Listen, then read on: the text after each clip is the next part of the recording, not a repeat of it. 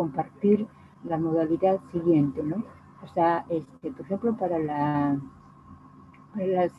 o sea, ustedes van a realizar dos sustentaciones, y a esas sustentaciones les voy a incorporar algunos trabajos para que puedan, algunos problemas para que los puedan resolver relacionados con el tema. O sea, la unidad 3 y la unidad 6 va a tener esa modalidad. Entonces ustedes hacen las exposiciones y a los grupos que están en el laboratorio se mantienen de esa manera, ¿no? Tanto para la teoría como para el laboratorio, o eventualmente, bueno, para la práctica no sería, ¿no?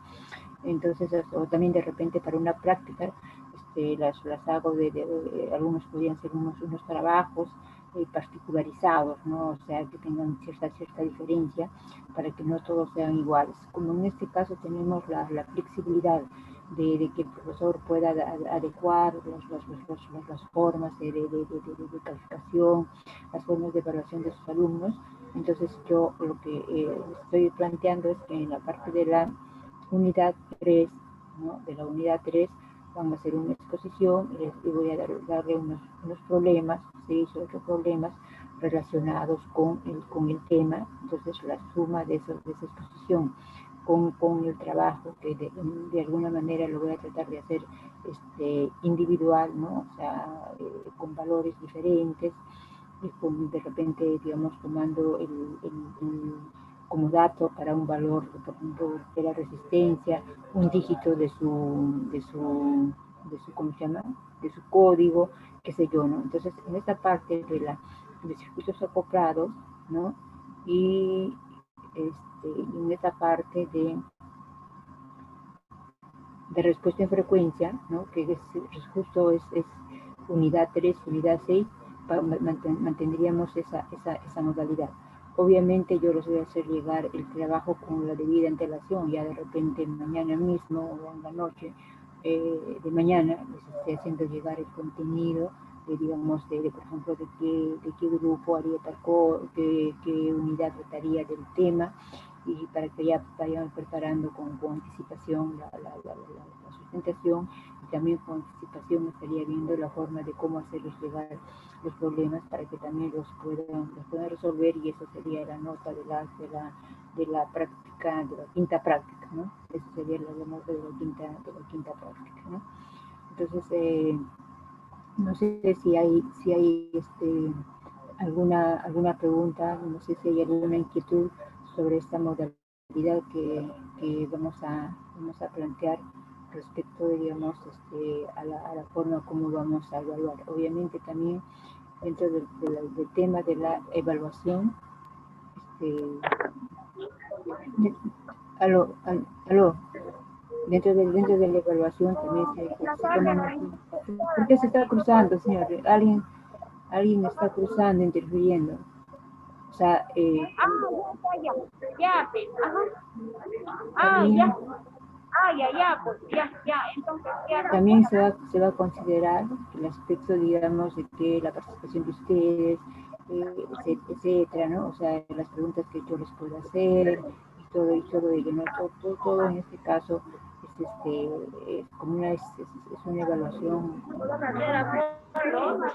es una evaluación constante. Entonces se evalúan todos esos criterios, ¿no? Esos criterios para que ustedes vayan sumando sus puntos, etcétera, ¿no? Entonces, no sé si alguien tendría alguna idea, alguna opinión sobre las cosas que hemos vertido, porque prácticamente al trabajar la teoría, la práctica, el laboratorio, de alguna manera van a tener que estar relacionados los tópicos, ¿no? con el trabajo que vamos a realizar, ¿no? Entonces, de pronto, o sea, el laboratorio, no sé, lo voy a ver bien, voy a revisar bien este sílabo que me han mandado, voy a analizar en qué semanas no hay práctica calificada, de tal manera de que podamos hacer el laboratorio en esa semana. pero digamos, que eso sería lo ideal, ¿no? Porque en todo caso nosotros tenemos cierta flexibilidad como para manejar en qué momento estaría en la práctica, en qué momento, digamos, estaría en el laboratorio, pero tratemos un poco de adecuarnos a lo que está aquí en el sílabo, de tal manera de que tengamos un cierto orden, ¿no? Un cierto orden. Pero para realizar el laboratorio también hay que de acuerdo a cómo está aquí, no sé si 5 laboratorios cabrán, cuáles serán los laboratorios que hay que hacer, tendría que yo definir, o sea, por ejemplo, cuáles son los más importantes y para ya en base a este sílabo que tengo acá, incluir en la semana ya, por ejemplo, no el laboratorio 1, en qué consistiría, el laboratorio 2, etcétera, etcétera, ¿no? Entonces, esto tengo que un poco trabajarlo, tengo que ver en qué momento hacerlo, ¿no? En qué momento programarlo, ¿no? Entonces,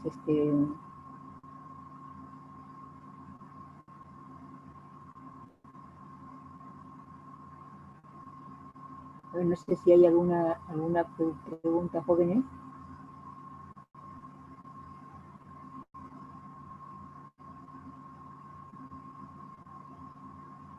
¿Jóvenes están allí? Sí, profesora. ¿Alguna pregunta? Sí, profesora.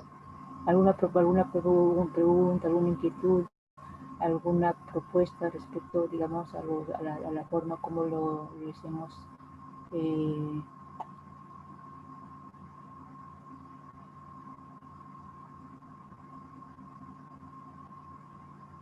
A la forma, digamos, como o sea, pues, que la forma como se les está planteando la realización del curso. O sea, la idea es que ustedes estudien, ustedes también investiguen, ustedes también trabajen, ¿no? Y así, digamos, en la medida de que van buscando información, también van aprendiendo, ¿no? Van llenándose más de ideas, más de conocimientos, etcétera, ¿no? Entonces, eso es un poco también el criterio, ¿no? Eso también es el criterio. Bien, bueno, este sílabo está desactualizado, entonces hay 4 horas teóricas, dicen, pero creo que son 3 y no está incluido el laboratorio, ¿no? Entonces, o sea, no está actualizado el sílabo que nos han entregado. Entonces, bueno, voy a coordinar con el departamento para ver cómo es este tema, ¿no? Porque, como pueden ver, no hay no hay compatibilidad, ¿no? O sea, con la forma que ustedes se han inscrito y con la forma con lo que ustedes en el horario también me lo han hecho llegar a mí. No sé si habría algún comentario, alguna opinión, alguna inquietud respecto a la forma como yo les estoy planteando para poder trabajar en el presente ciclo, ¿no?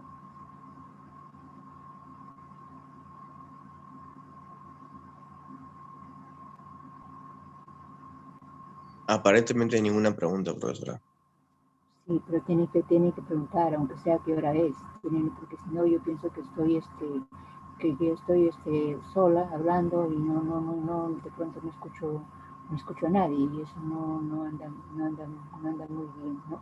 Entonces, como les digo, entonces los criterios ya están claros y definidos. Ustedes tienen que ser elementos activos de participación.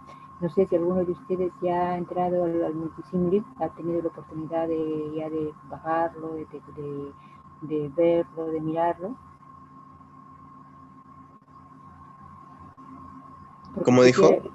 No sé si alguno de ustedes ya ha tenido la oportunidad de bajarse el Multisimulip. Recuerdan que el día de la clase estuvimos del laboratorio, la introducción, pues donde nos presentamos, etcétera, donde teóricamente ese día nos tocaba el laboratorio, les dije con qué software iban a trabajar. Y lo que yo les estaba proponiendo era el Multisimulip, ¿no? El Multisimulip, o sea, es un online, pero ustedes lo podían bajar y podían trabajar.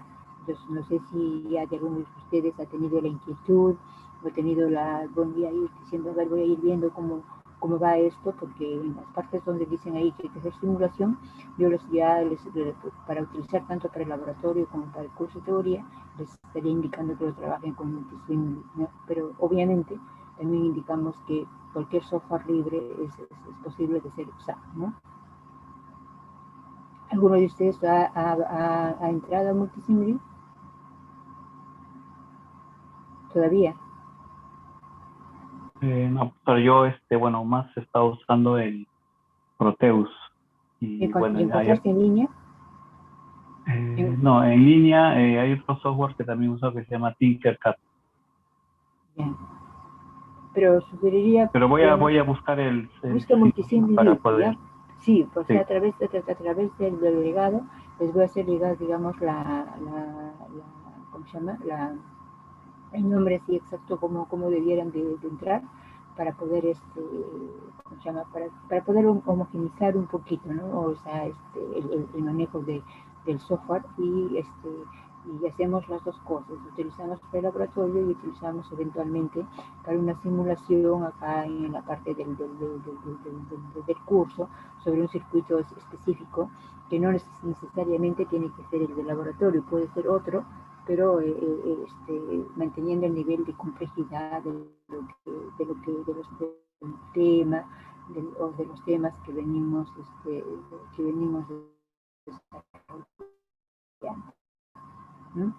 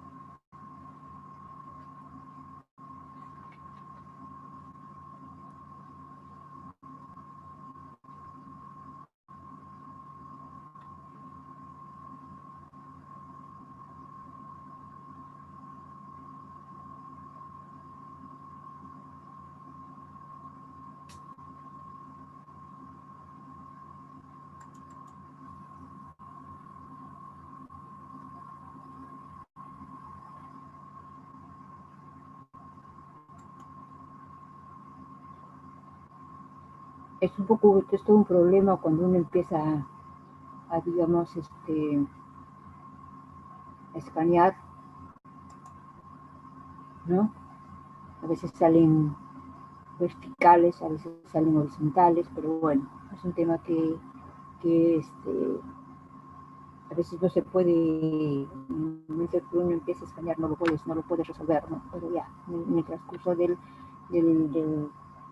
¿cómo se llama? De cómo vayamos avanzando, podemos irlo desarrollando, ¿sí? Bien, entonces vamos a empezar, o sea, no podemos nosotros empezar a definir lo que es una impedancia, lo que es una admitancia, si es que no partimos de una base fundamental, ¿no? En este caso, o sea, nosotros vamos a empezar, vamos a trabajar siempre en el dominio de la frecuencia, ¿no? Entonces, el ciclo pasado trabajaron tanto las funciones, o sea, las funciones sinusoidales asociadas a tensiones y corrientes, llamadas funciones periódicas, ¿no? Y que es la forma de cómo se generan, ¿no? Cuando uno ve, digamos, la generación de una señal, de una tensión, o sea, esa tensión que nosotros tenemos en casa, tiene la forma sinusoidal y tiene la forma de comportamiento instantáneo, ¿no? Aparece como instantáneo, pero nosotros, digamos, nosotros o los electricistas o los ingenieros, que digamos que tenían el problema de resolver casos mayores, casos grandes, encontraron que una alternativa es, digamos, hacer una transformación de una función, por ejemplo, en este caso sinusoidal, tenemos acá una función sinusoidal de sub 1, digamos, cuando creo que ya, inclusive ya ustedes lo saben, cuando es minúscula, ¿no? B1, claro, es minúscula, ¿no? B2 también es minúscula, Cuando se hace, aparece así como minúscula, entonces está significando para todo tipo de bibliografía, está significando que se trata de una función en el dominio del tiempo. Ya cuando nosotros vamos a trabajar con fasores, ya vamos a trabajar con B mayúscula, ¿no? Con B mayúscula, entonces de pronto pues, son B raya, ¿no? Para expresar que es un fasor, y si bueno, pues y hacer la raya no significa un problema, lo ponemos como negrita, como hacen en muchos libros, ¿no? Le ponemos, o sea, por ejemplo, B1 negrita, B2 negrita, y cuando tú lo ves ya sabes que eso es un fasor, ¿no? O sea, es un número complejo, ¿no? Entonces, en principio vamos a definir, por ejemplo, la fase de una onda. A ver, el ciclo pasado vieron, digamos, las funciones en dominio del tiempo, ¿verdad?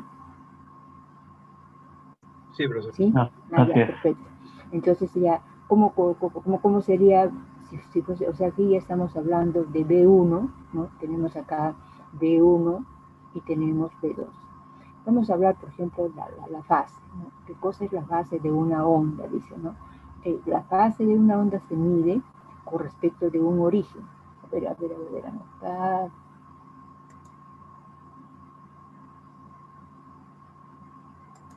¿No? La fase de una onda se mide con respecto de un origen determinado, como la distancia angular al punto donde la onda cambia de valor negativo a positivo. Tenemos, bueno, siempre trabajamos con nuestro eje Y, con nuestra eje X, y este es el punto de intersección. Entonces, digamos, la fase la vamos a determinar cuando hay una diferencia angular al punto donde la onda cambia de valor negativo a valor positivo. Pueden haberles dado otra definición, pero esta es otra, ¿no? Entonces, la onda B1 viene desde aquí en forma negativa y luego cambia acá a positivo. Entonces, en este punto de intersección va a definir un ángulo, es un ángulo teta. Entonces, esta onda, entonces B1 va a ser igual, generalmente, a ver,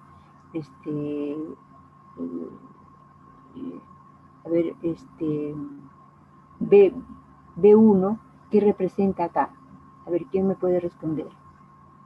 B1, ¿qué representa acá? B1, o sea, aquí donde estoy marcando, ¿qué representa? A ver, El alguien que... voltaje. El B1, no es el Voltaje eficaz. El valor eficaz. El B1 generalmente nosotros lo trabajamos como BM, o sea, BM que significa la amplitud, ¿no? Seno de omega T más teta. En este caso estamos hablando de B1, ¿no? Entonces, pero para el caso de los fasores, cuando nosotros hablemos de fasores, siempre lo vamos a trabajar con el valor eficaz, porque la definición del fasor está asociado al valor eficaz y al ángulo que va a describir, ¿no es cierto? Entonces, este B1 acá está representando como valor eficaz. Ya estamos un poco introduciendo el término con el cual vamos a trabajar. Formalmente, ustedes probablemente, bueno, ya, esto lo encontramos en cualquier libro como un BM, ¿no? O sea, que significa la amplitud, el valor pico, ¿no es cierto? El valor pico, el BM, la amplitud, seno de omega T más teta. Entonces, ya hemos dicho, entonces, el B1 es igual, aquí está el ángulo teta. De acá del negativo se pasa al positivo, intersecta el eje vertical y aquí describe su teta, ¿no? Del mismo modo, tenemos acá, por ejemplo, para veros, está viniendo acá de forma negativa, luego sube, y bueno, y va a seguir describiendo. Esta función es periódica e infinita en el tiempo. Y entonces, respecto de ese origen predeterminado, va a describir un ángulo, o sea, phi, ¿no es cierto? Y B sub 2, ya es raíz de 2, B sub 2, seno de omega T.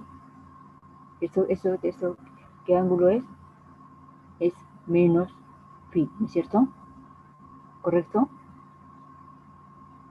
¿Están de acuerdo? Sí, profesora. Ya, listo. Hay uno nomás, ¿cómo te llamas tú? El que siempre te escucho solamente tu voz, tu voz, y no sección,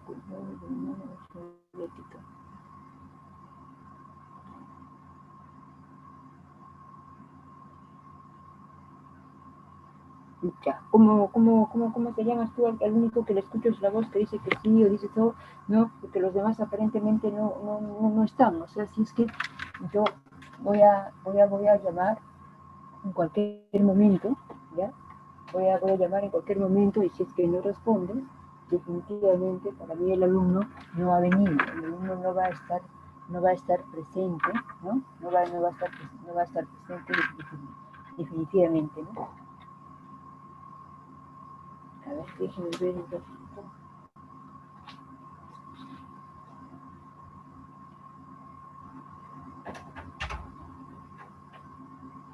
Carlos.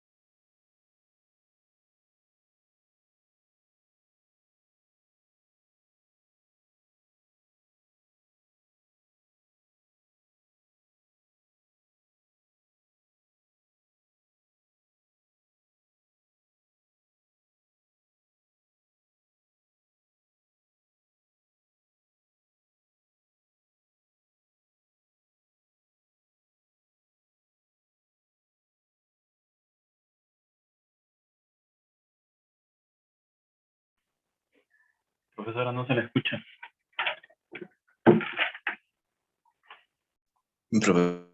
Profesora, si está hablando no se le escucha nada.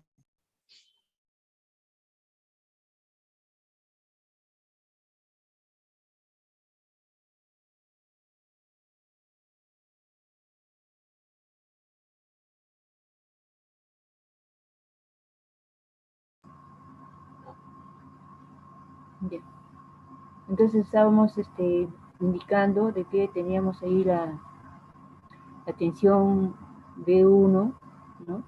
Habíamos ya definido cómo es el que se determinaba el ángulo θ, el ángulo φ, y luego finalmente teníamos la expresión que está aquí, expresión B1, ¿no? Que es raíz de 2B1, ya sabemos que B1 es el valor eficaz, seno de omega t más θ, y B2, raíz de 2B2, seno de omega t menos phi, ¿no es cierto? Entonces,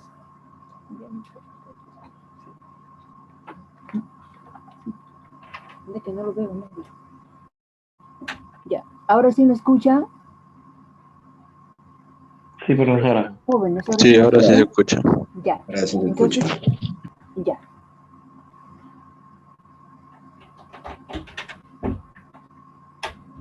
Ya, entonces estábamos aquí que ya, bueno, nos debe quedar claro que B1 es raíz de 2B1 seno de omega t más θ. Aquí está, este es θ. Está digamos, está adelantado. Raíz de B2, raíz de 2 seno de omega t menos phi. Menos phi está atrasado. Entonces, la fase, entonces podríamos decir, como habíamos dicho, vamos a definir la fase. De la fase en este caso, de la señal de B1 o la fase de B2. O sea, cada onda tiene su fase y como cada onda va a ser representado por un fasor, entonces cada fasor tiene su valor eficaz y tiene su fase. Entonces la fase de B2, es menos phi y la fase de B1 es más θ. Creo que eso les queda completamente claro, ¿no? Entonces, ¿qué se dice, no? Entonces, en este caso, digamos, como tenemos acá un signo positivo más, estamos recordando lo que ustedes ya lo saben, pero de repente se los plantearon de otra forma. Hay diversas formas de plantear conceptos, ¿no? O sea, definiciones, pero lo que al final me interesa es el concepto de adelanto o el concepto de atraso, ¿cierto? Entonces, en este caso estamos indicando de que la fase de B2 es menos phi, o sea, porque está en atraso. Y la fase de B1 es más teta. ¿Estamos todos de acuerdo con eso, jóvenes? Sí, profesora. Bueno, y respecto a la referencia, entonces vamos a decir, entonces, la onda B1 está en adelanto, simplemente en adelanto, ¿no es cierto? Ya después vamos a ver respecto de quién, porque cuando trabajemos, o sea, que con tensiones y con corrientes, nosotros tenemos que trabajar siempre, en todo momento, haciendo uso de la ley de Ohm. Y la ley de Ohm asociado a, digamos, en este caso ustedes cuando decían el ciclo pasado anteriormente, B es igual a R por I, allá, entonces no había mayor problema, ¿no? Entonces, por lo menos en la primera parte del curso se trabajaba de esa manera, ¿no? Pero ahora vamos a trabajar B fasor es igual a Z por I fasor. Entonces, allí tenemos que decir que, digamos, tenemos que tomar una referencia, tenemos que hacer el diagrama fasorial de la tensión, tenemos que hacer el diagrama fasorial de la corriente, y entonces allí tenemos ya que incluir los términos. Siempre en todo momento vamos a estar hablando de un ángulo en adelanto o en atraso, de un ángulo en adelante o en atraso. Ya poco a poco vamos a ir viendo que hay, digamos, hay cargas, por ejemplo, las cargas normalmente, por ejemplo, a ver, una plancha, ¿qué tipo de carga sería? Para cualquiera, una plancha, por ejemplo, una plancha o sea, esa plancha eléctrica, pues que uno plancha la ropa, ¿qué tipo de carga sería? A ver que alguien aleatoriamente conteste. ¿Qué tipo de carga sería? Carga resistiva. ¿Resistiva? ¿Qué tipos de carga conocen ustedes? ¿Cuántos tipos de carga conocen ustedes? ¿Qué cosa es una carga? ¿Carga activa? ¿Perdón? ¿No sería una carga activa? Ya, pero hablemos desde el punto de vista, digamos, sí, es una carga, o sea, desde el punto de vista de potencia, es una carga activa. Desde el punto de vista del elemento como tal, o sea, del modelo, ¿qué cosa es? Una plancha. ¿Qué tipo de carga es? ¿Resistiva? Resistiva. Ya. Por ejemplo, en la casa, ¿qué cargas tienen ustedes? ¿Hay cargas o no hay cargas en la casa?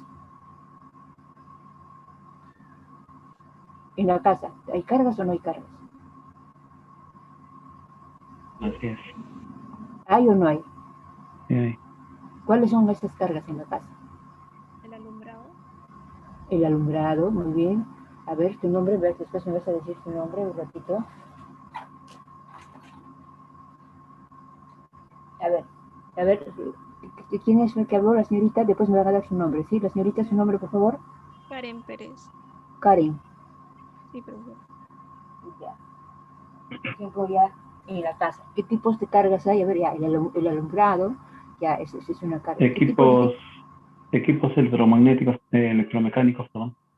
Equipo de bombeo, eso. Pero yo te estoy diciendo en tu casa. No, por eso le... Electro- En tu casa, ¿qué cosa tienes? ¿Qué cargas tienes en tu casa? Claro. La terma, también eso normalmente está representado como una carga puramente resistiva, ¿no? Luego, ¿qué más tienes? Tienes la refrigeradora. La refrigeradora, ¿qué cosa tiene? Tiene un motorcito, ¿no es cierto? Y al tener un motorcito, ¿qué tipo de carga sería la refrigeradora? Si tiene ya un motorcito, ¿qué tipo de carga sería? Resistiva. ¿Ah? Es una carga resistiva también.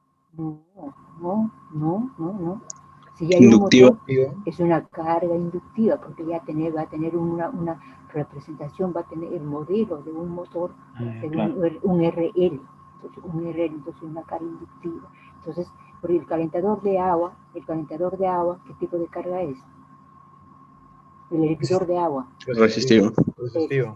Resistivo, claro. Claro, en la casa tenemos, bueno, cargas resistivas, ya los que ustedes están mencionando, pero también tenemos microondas. Bueno, ahora todos tenemos microondas para calentar la comida, pues no, porque ahora se cocina solamente una vez al día y se calienta en la noche y eso, y ya no hay tiempo, ni no hay dinero para hacer almuerzo y para hacer cena diferente, ¿no? Solamente o usted se va a trabajar, o bueno, ahora no puede salir, pero en otras condiciones usted llegaba a la casa en la noche y ya le dijo, caliente tu comida, calentabas en microondas, ¿no? Casi creo que para todos se nos ha transformado en una necesidad, ¿no es cierto? Entonces, microondas, tenemos, digamos, las computadoras, no sé qué tipos más pueden tener, de repente tienen una cocina eléctrica, qué sé yo. Entonces, todas esas cargas, o sea, tienen una representación, digamos, simbólica, ¿no? Entonces, todos aquellos que están asociados con motores van a ser cargas inductivas, o sea, un RL, ¿no? Porque obviamente y esas cargas van a tener una representación simbólica asociada a un tipo de impedancia, ¿no? Entonces, ¿por qué? Porque si yo digo, si tengo un horno que consume 800 vatios, halle usted la corriente que consume, Entonces, por ejemplo, ahí yo sé la tensión, yo sé cuánto es la tensión en la casa cuando usted, o sea, ha medido alguna vez la tensión que tiene en su casa, cuánto le llega a su casa. Cerca de 220, profe. 220, ya. Entonces, ese valor de 220, ¿qué cosa es? ¿Valor eficaz o es valor máximo? ¿Lo eficaz, no es? Es el valor eficaz. Todo aquello que se puede medir es el valor eficaz. Pero acá, digamos, el valor máximo, o sea, el que realmente estaría llegando, es la onda en el tiempo. Es lo que llega a toma corriente, al enchufe, etcétera, ¿no? Pero lo que nosotros podemos medir es el valor eficaz. Entonces, la onda que generamos va a ser igual, o sea, 220 por raíz de 2, pues sale como 377 en el dominante más. Esa realmente sería la onda en el tiempo. Entonces, o sea, todo lo que yo pueda medir, entonces es el valor eficaz. Ya no se mide la amplitud. O sea, luego, si tú mides y lo asocias con la amplitud, tienes que multiplicarlo por un raíz de 2, ¿no es cierto?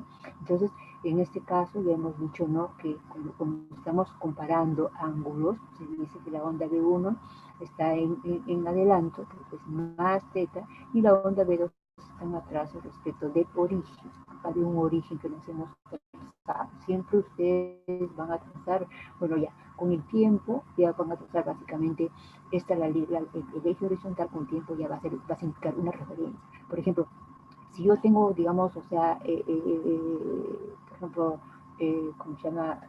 Tres cargas en serie. Tres cargas en serie. ¿Cuál es lo común de las cargas en serie? ¿Cuál es lo común de las cargas en serie?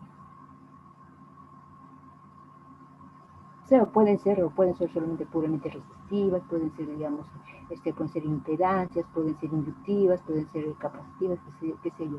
Pero, ¿cuál es digamos, o sea, lo común que tienen? Yo tengo un circuito, digamos, con tres cargas conectadas en serie. ¿Cuál es el elemento común en ese circuito con esas tres cargas conectadas en serie? La corriente. La corriente.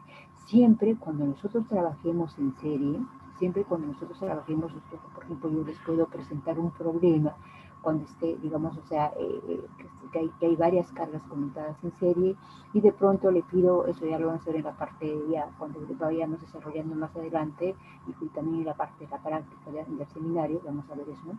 Entonces, el elemento común es la corriente, ¿es cierto? El elemento común es la corriente. Y entonces ustedes van a tener que aprender a hacer un diagrama fasorial, ya que luego vamos a irlo viendo, pero vamos a necesitar un diagrama fasorial en el cual siempre la referencia es muy importante. O sea, usted puede, y que siempre lo estemos tomando en la referencia como una ayuda a resolver el problema. Por ejemplo, ya tenemos, imaginemos ahí tres cargas, ¿no es cierto? Tres cargas en serie. Entonces, el elemento común es la corriente. Entonces, trabajamos como referencia a la corriente, y luego, ¿qué cosa es lo que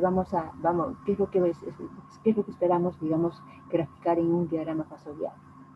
Si yo conozco la corriente en un circuito serie, ¿Qué es lo que quiero cuál sería el problema? ¿De qué cosa tendría que calcular? ¿Qué cosa podría calcular? Si ya de pronto yo conozco la corriente en ese circuito serie, ¿qué cosa de pronto sería necesario calcular? La corriente eficaz.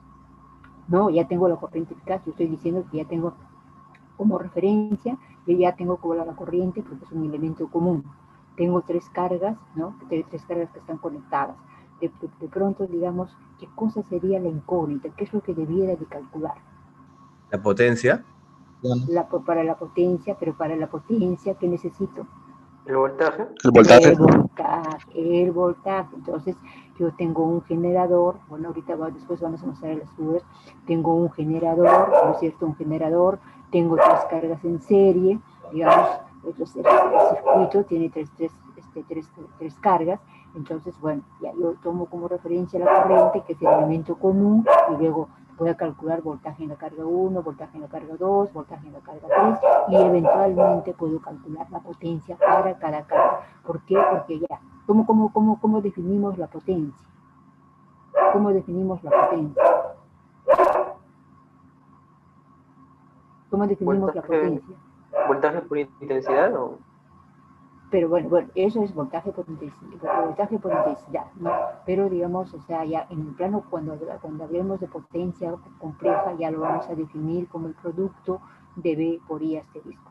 Estamos un poco adelantando, estamos sembrando ideas. Luego todas estas cosas las vamos a ir plasmando en una presentación, así más o menos como este tipo, pero quiero ver su nivel de conocimiento, su nivel, digamos, o sea, hasta dónde, digamos, son, tienen cierto nivel de conocimiento, ¿no? Entonces, en un circuito serie, la recomendación no es que esto sea una norma, una ley, ¿no? Pero por cuestiones de facilidad, cuando yo tengo un circuito serie, lo primero que se me debe de ocurrir es poner una corriente una corriente como referencia, y luego ya tengo que dibujar los fasores de tensión, ¿no? V1 más V2 más V3, y me debe dar el B total, ¿no? Entonces, eso es lo que tenemos que hacer. Y en un circuito en paralelo, ¿qué es lo que tienen de común las cargas? El voltaje. El voltaje, porque, digamos, la refrigeradora, ¿cuánto trabaja en la casa? 220. ¿Qué les digo, no? La computadora, ¿cuánto trabaja? A 220. El microondas, ¿a cuánto trabaja? A 220. La terma, ¿cuánto trabaja? A 220. O sea, todo lo que tienen ahí en común es el voltaje. Entonces, cuando yo tengo, digamos, o sea, cargas conectadas en paralelo, ¿no es cierto? Cuando yo tengo cargas conectadas en paralelo, entonces tomo como referencia la tensión, y ¿qué es lo que debería de graficar? ¿Qué es lo que debería de graficar? ¿Cuál sería la incógnita? Claro, me van a dar la carga, ¿no es cierto? Porque, digamos, yo tengo un circuito, por ejemplo, con 4 cargas que están conectadas en paralelo, ¿verdad? Entonces, si esas 4 cargas están conectadas en paralelo, ya sé que la tensión es la referencia, porque todos están a 220, a 220, a 220. Y esta referencia siempre es en módulo y en argumento, ¿no es cierto? O sea, tengo la tensión en la refrigeradora desde el punto de vista, digamos, factorial, 220 ángulo de cero. La tensión en la licuadora, 220 ángulo de cero. La tensión en microondas, 220 ángulo de cero, etc. Entonces, esa es la referencia en módulo y en ángulo. Si tuviese esas 4 cargas, ya, que digamos, o sea, por ejemplo, uno es una licuadora, la otra es una refrigeradora, la otra es una plancha, etc., ¿no? ¿Qué es lo que debiera yo de calcular? La corriente. La corriente. ¿Para qué la corriente? Porque yo de pronto le puedo decir, a ver, ¿cuál es la potencia que consume la licuadora? O sea, para esto tengo que, para la licuadora, tengo que darle la impedancia de la licuadora, tengo que darle el modelo asociado a esa licuadora, ¿cierto? Entonces ya usted calcula la corriente. ¿Allá cuánto consume esta licuadora? Allá consume 1 amperio. Entonces, ¿no? Cuando ustedes, por ejemplo, compran un equipo, ahí le indican, ¿no?, la tensión a la que va a funcionar, la corriente máxima que puede consumir, porque si usted, digamos, o sea, pasa esa corriente, va a quemar la licuadora, va a quemar es como el caso de una cocina, por ejemplo, eléctrica, ¿no? Tiene sus hornillas que son puramente resistivas y tienes 10 kilowatts. Yo de repente lo hago funcionar, tú quitas las hornillas full, pero puede funcionar un determinado tiempo.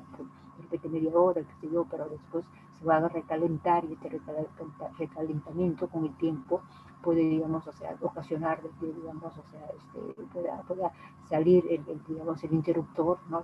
Lo primero que se va a desconectar va a ser el interruptor. ¿Por qué? Porque hay protección, estoy protegiendo yo mi cocina mediante el interruptor, o sea, que es para la cocina. Ya si vuela el interruptor del medidor, ya es una cosa mucho más seria, es una cosa mucho más grave, ¿no? Entonces, entonces se le queda completamente claro, entonces vamos a trabajar siempre con circuitos serios, con circuitos paralelos, o sea, más van a ser con circuitos paralelos. ¿Por qué? Porque en una planta industrial, por ejemplo, en una planta industrial, ¿cómo están conectadas las cargas? Las cargas están conectadas en paralelo, ¿no es cierto? ¿O no? En una planta industrial, ¿cómo van conectadas las cargas? En paralelo, ¿no? ¿O no? ¿O van conectadas en serie? Paralelo.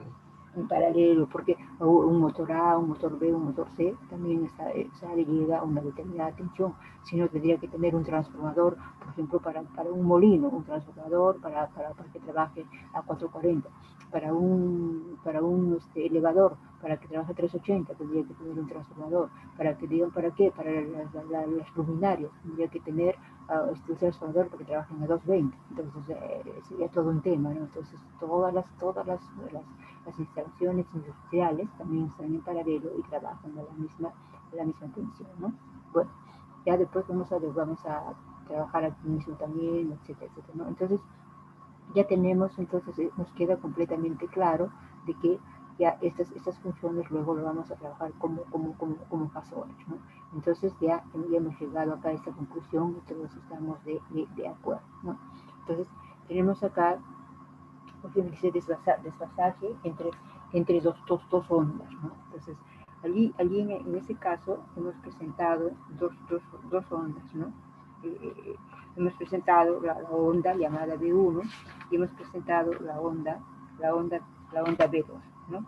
Entonces, tenemos acá, ¿no? Ya, para que se les quede un momentito ahí, grábense la memoria, tenemos B1 y tenemos B2, ya listo. Ahora nos dice, vamos a ver el desfasaje entre dos ondas, ¿no? Entonces está indicándose acá que tomando el esquema anterior, ¿no? Un método para evaluar la fase entre B1 y B2. Ahora vamos a tomar la fase entre B1 y B2, es determinar la distancia angular entre los puntos de cambio de la onda de positivo a negativo, ¿no? Así decimos, ¿no? Por ejemplo, que el desfasaje entre B1 y B2 es, por ejemplo, estamos diciendo acá, no ha salido muy bien, esto es digamos, gamma, ¿no? Gamma es igual a teta más, aquí le falta su phi 1. Entonces, el desfasaje entre estas dos ondas es teta más phi, digamos, más phi entre esas dos ondas. Por eso acá dice desfasaje entre dos ondas, y por cuestión de comodidad le hemos llamado gamma. Gamma es igual, entonces, teta más phi, ¿no? Más phi, porque no ha salido la foto, pero se entiende, ¿verdad? Que está teta más phi. Luego, entonces, aquí decimos, ¿no? B1 adelanta phi a B2. Si eso nos queda claro, entonces que B1 adelanta a B2, teta más phi 1. O de otro lado, otra forma también de expresar es decir, B2 atrasa phi a B1, ¿no? O sea, usted puede decir, poder representarlos como atraso o como adelante, ¿no es cierto? Eso es cuestión de la forma como usted lo quiere expresar, pero al final significa lo mismo, ¿no es cierto? Bien, entonces ahora vamos a entrar específicamente a definir lo que es un fasor. A ver, creo que eso también ya lo han visto ustedes. Estamos haciendo, digamos, un recuento. ¿Qué cosa es un fasor? ¿Qué es un fasor? Porque entiendo que eso ya lo han visto también, ¿no? ¿Sí? Un número complejo. El fasor sí hemos visto, profesor. Sí, pero ¿qué cosa es? ¿Qué es? La representación de un... ¿Qué es? Un número complejo, profesor. es la representación de un número complejo con cierto ángulo que se puede hallar con la tangente entre ambos números complejos, entre las partes A y B. Bueno, es si es que tuviese la representación cartesiana, pero no es la definición exacta de lo que es un fasor. Mira, ¿no? Dice, o sea, digamos, aquí vamos a definir lo que es un fasor, ¿ya? Dice, entonces, bueno, aquí dice, vamos a recordar que una detención en estado estacionario. ¿Qué significa que esté en estado estacionario?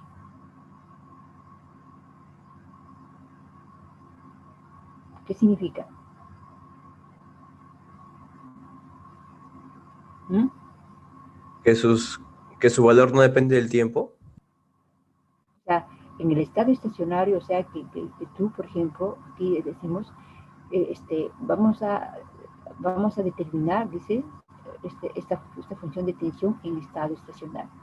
Está aquí como un omega t, o sea, aquí está el tiempo. Entonces, digamos, en términos generales, con un phi. Pero digamos, o sea, digamos, trabajar de esta forma, como les habíamos dicho, o sea, trabajarlo así de manera estacionaria es complicado, porque esto va a ir rotando en el tiempo, ¿no es cierto? Va a ir rotando en el tiempo, entonces para lo cual hacemos una transformación, dice, ¿no? Entonces, como este tipo de función de trabajar es difícil, dice, por eso se adopta el método fasorial, ¿no? Para toda la solución de redes de corriente alterna, ¿no? Tenemos acá que el fasor, ¿qué cosa es? El fasor es un vector, digamos, o sea, va a ser un vector giratorio.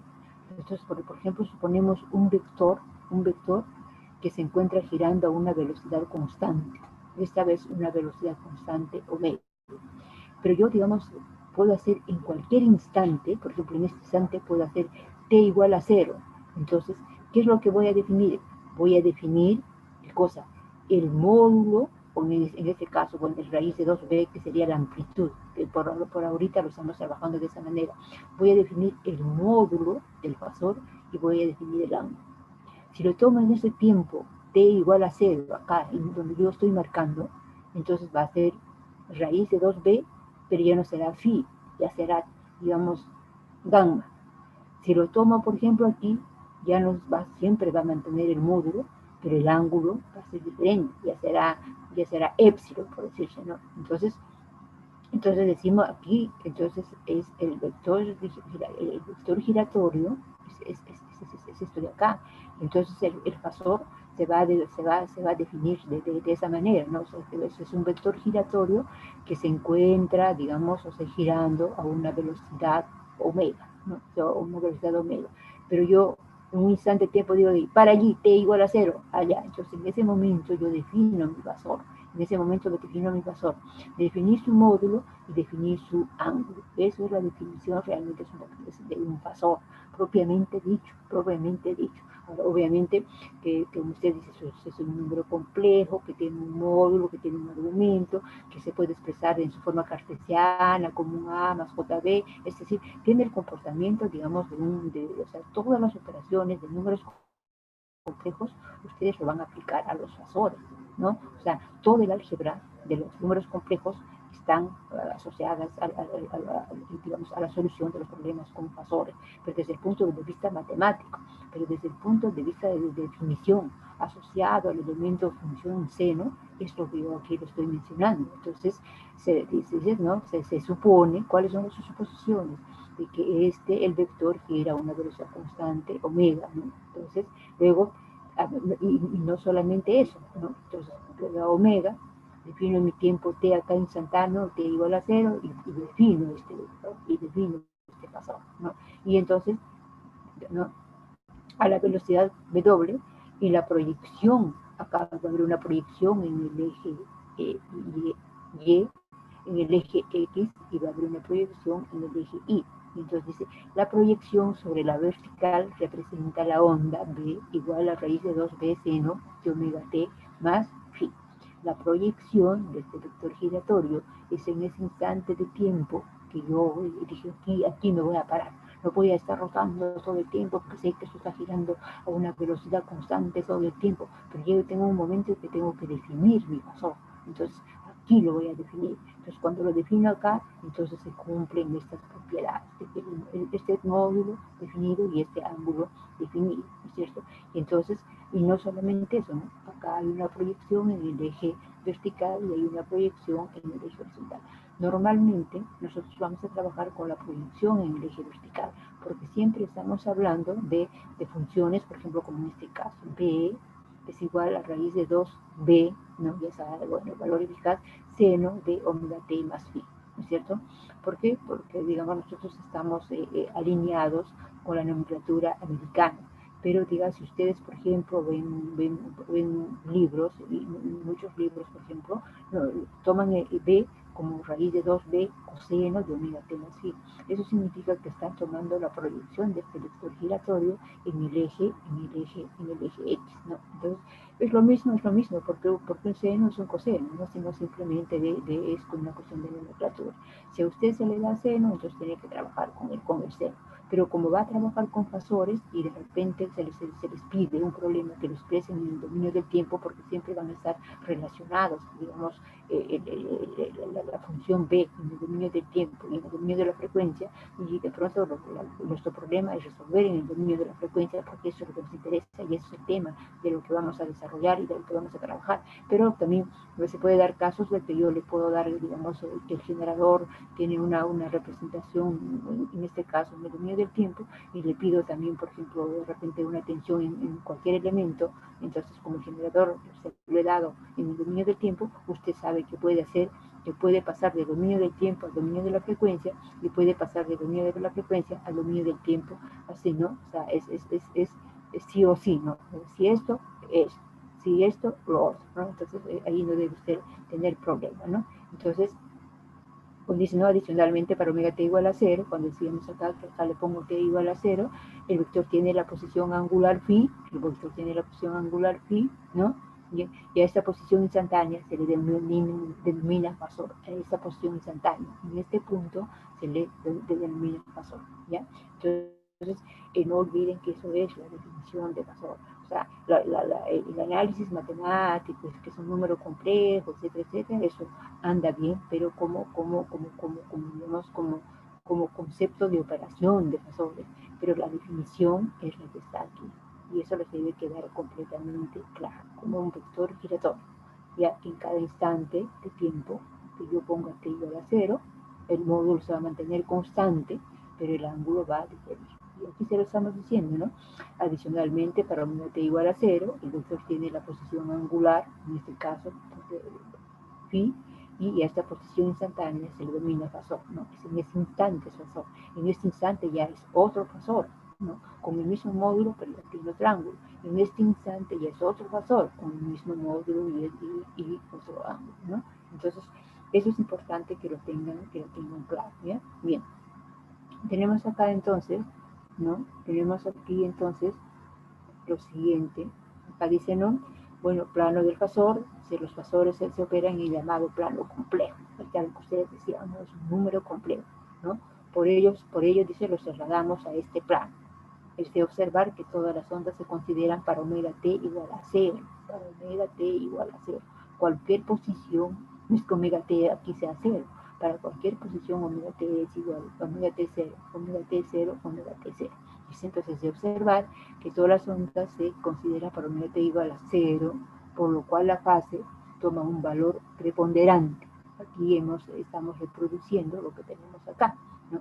Tenemos acá el plano, digamos, el eje imaginario, tenemos acá el eje real. Entonces aquí vamos a graficar el fasor. Ya aquí tiene un módulo de raíz de 2b, aquí es raíz de 2b y tiene un ángulo θ, ¿no? Entonces tiene un ángulo θ. Y entonces este fasor, aquí pues viene lo que ustedes dicen, ¿no? Es igual a raíz de 2b coseno de θ más j seno de θ, ¿no? Θ, y esto se le llama fasor, ¿no? Entonces, en electricidad se trabaja siempre con valores eficaces, ¿no? Luego, el fasor B es igual a B. ¿B qué cosa es? El valor eficaz coseno de θ más J seno de teta. ¿Está bien? ¿Les queda claro eso, jóvenes?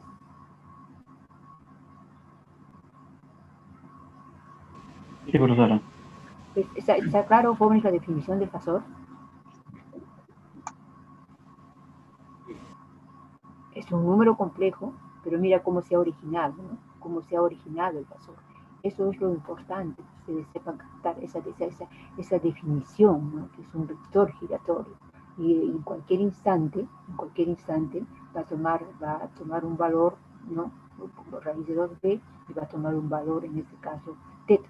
En otro instante ya toma otro ángulo, en otro instante ya toma otro ángulo. Entonces, el fasor b entonces es igual a b coseno de teta más j seno de teta. Esto le está dando la representación compleja, ¿no? La representación compleja con la cual ustedes me han dicho que se trabaja, y es verdad, se trabaja de esa manera, ¿no? Entonces, vamos a plantear acá, por ejemplo, expresión compleja de las ondas. Están, digamos, ustedes aquí de acuerdo con esta expresión que estoy marcando. Mire, ve que yo dije, trabajé con la proyección en el eje vertical. Entonces, raíz de 2b seno de omega t más teta es igual a ¿qué? Al imaginario de raíz de 2b e j omega t e jt. ¿Eso está bien, jóvenes?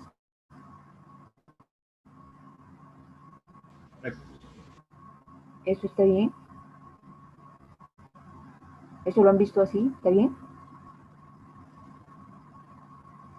¿Sí? ¿Así lo han definido? ¿Están de acuerdo con esta expresión?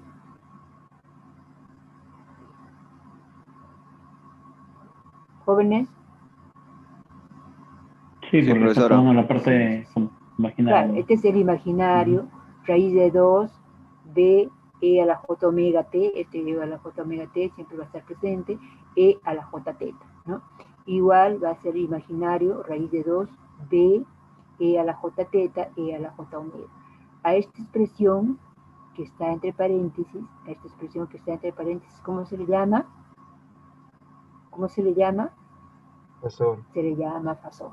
¿Están claros en eso? Entonces a ese elemento se le llama fasor. Entonces, como dice acá, esta parte encerrada entre paréntesis se le llama fasor. Entonces, B fasor, o sea, el fasor B, el fasor de tensión, es igual a B e a la J teta. B e a la J teta, y eso que es igual a B coseno teta más J seno de teta, ¿no?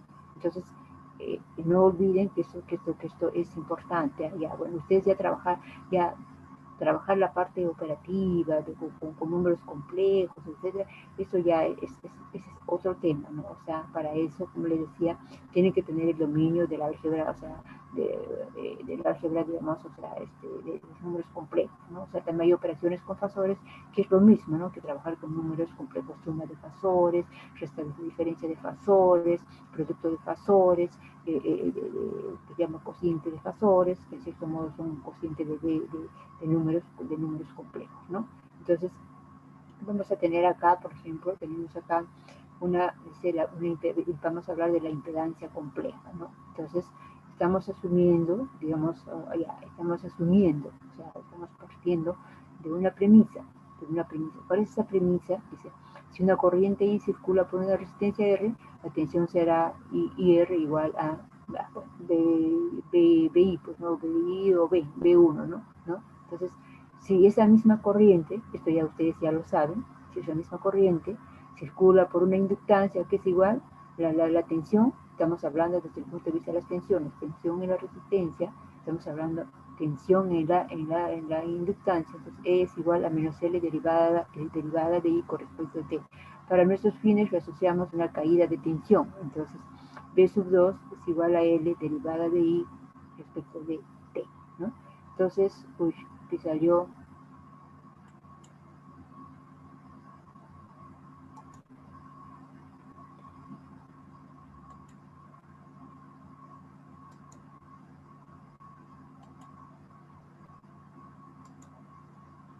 ya, estábamos acá, ¿no? En el caso que la corriente circulara por el condensador, la tensión en el C será 1 sobre C integral de I diferencial de T, ¿no es cierto?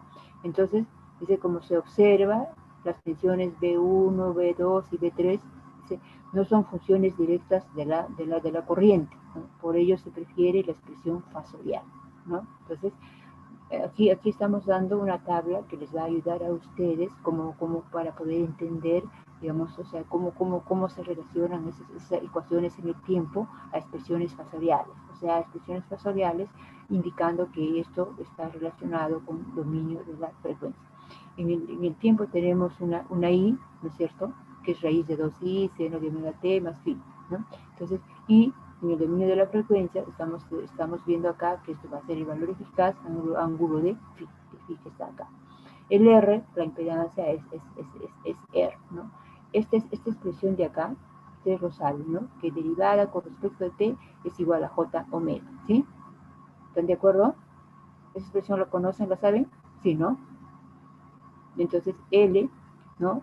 O sea, ¿no? Por derivada con respecto de dt va a ser igual a L, digamos, J omega, que está J omega, I, ¿no? Entonces, luego tenemos acá integral de dt es igual a 1 sobre J omega, entonces tenemos 1 sobre C, estamos hablando en este caso para la capacitancia, va a ser igual 1 sobre C, 1 sobre J omega I, la corriente, el dominio de la frecuencia. Entonces, tenemos acá lo siguiente, B1, ya, así como fasor sería B1, sería igual a I por R. Entonces B1 sobre I es igual a R. ¿Ya? B2, aquí es igual a I por J omega L. Por J omega L. B2 es igual a I por J omega L. B2 sobre I es igual a J omega L, o también omega L, ángulo de 90. ¿Está bien? Ahora, B2, ¿qué cosa es? B2, ¿qué cosa es? Es un... ¿Qué cosa es?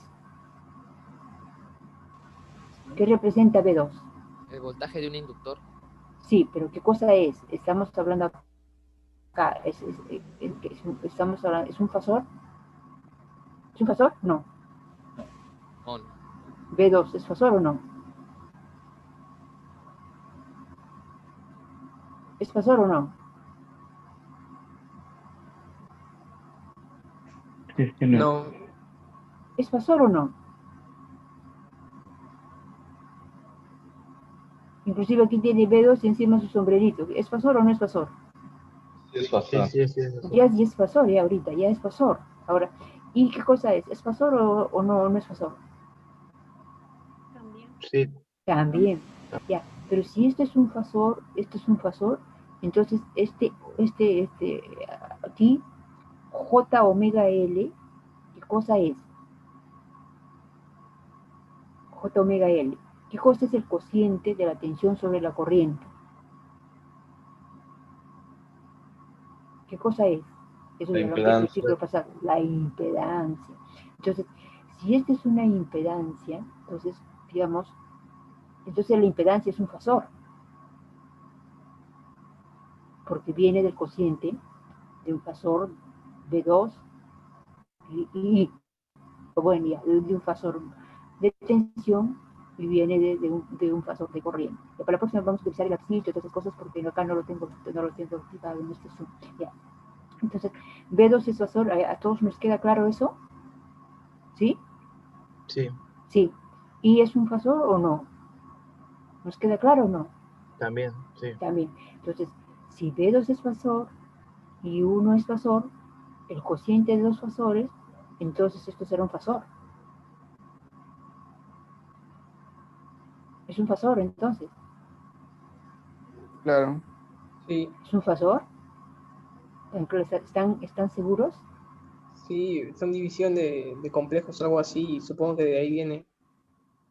Pero no, pero a esto que ustedes me han dicho, a este omega L se le llama impedancia, ¿no? Pero en este caso, como es puramente reactivo, se le va a llamar, o sea, en realidad se le va a llamar XL, ¿no? Luego lo vamos a ver en un resumen ya más anterior, lo vamos a ver todo el resumen. El omega L, J omega L significa la reactancia inductiva, pero también la reactancia inductiva es una impedancia, sí, solamente que no tiene la parte resistiva, porque la impedancia la definíamos como Z igual a R más JX, ¿cierto? O más o menos JX, ¿sí o no? ¿Así la definíamos la impedancia? Sí, sí, sí. Sí, No me funciona bien el puntero, por eso que no lo puedo escribir, voy a arreglar esto de acá, ¿ya? Entonces esto de acá entonces es un fasor. El cociente de dos fasores entonces es un fasor.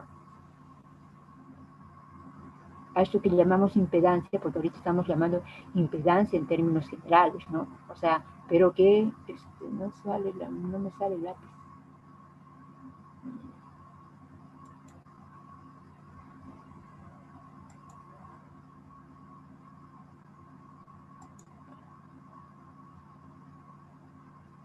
O sea, lo que le estamos queriendo decir es, digamos, este omega L, ¿qué cosa es? Es X, estamos con el pulso aparte también mal, XL, ¿no es cierto? Entonces, ¿esto cómo se llama? ¿Esta X qué cosa es? ¿Ah? Reactancia. La reactancia. Entonces, en este caso, ¿por qué es reactancia? ¿Por qué es reactancia? ¿Por qué? ¿Por qué se le llama reactancia? Porque transforma, o sea, de un inductor lo pasa a una resistencia, algo así. No, no.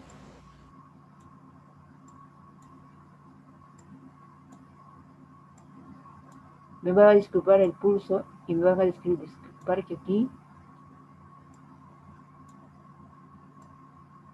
no está bien mi lápiz.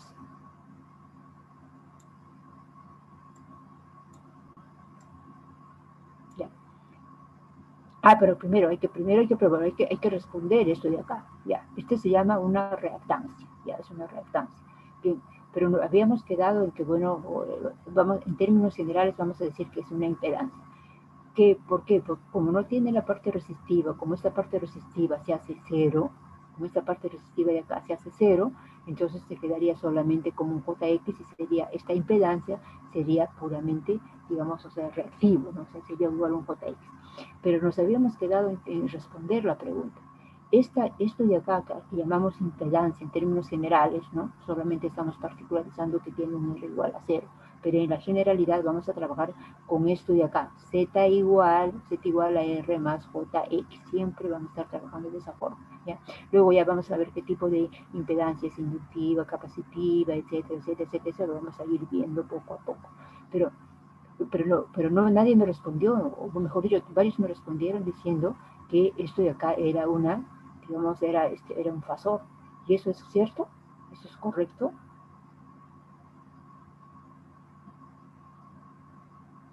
El fasor aquí está asociado.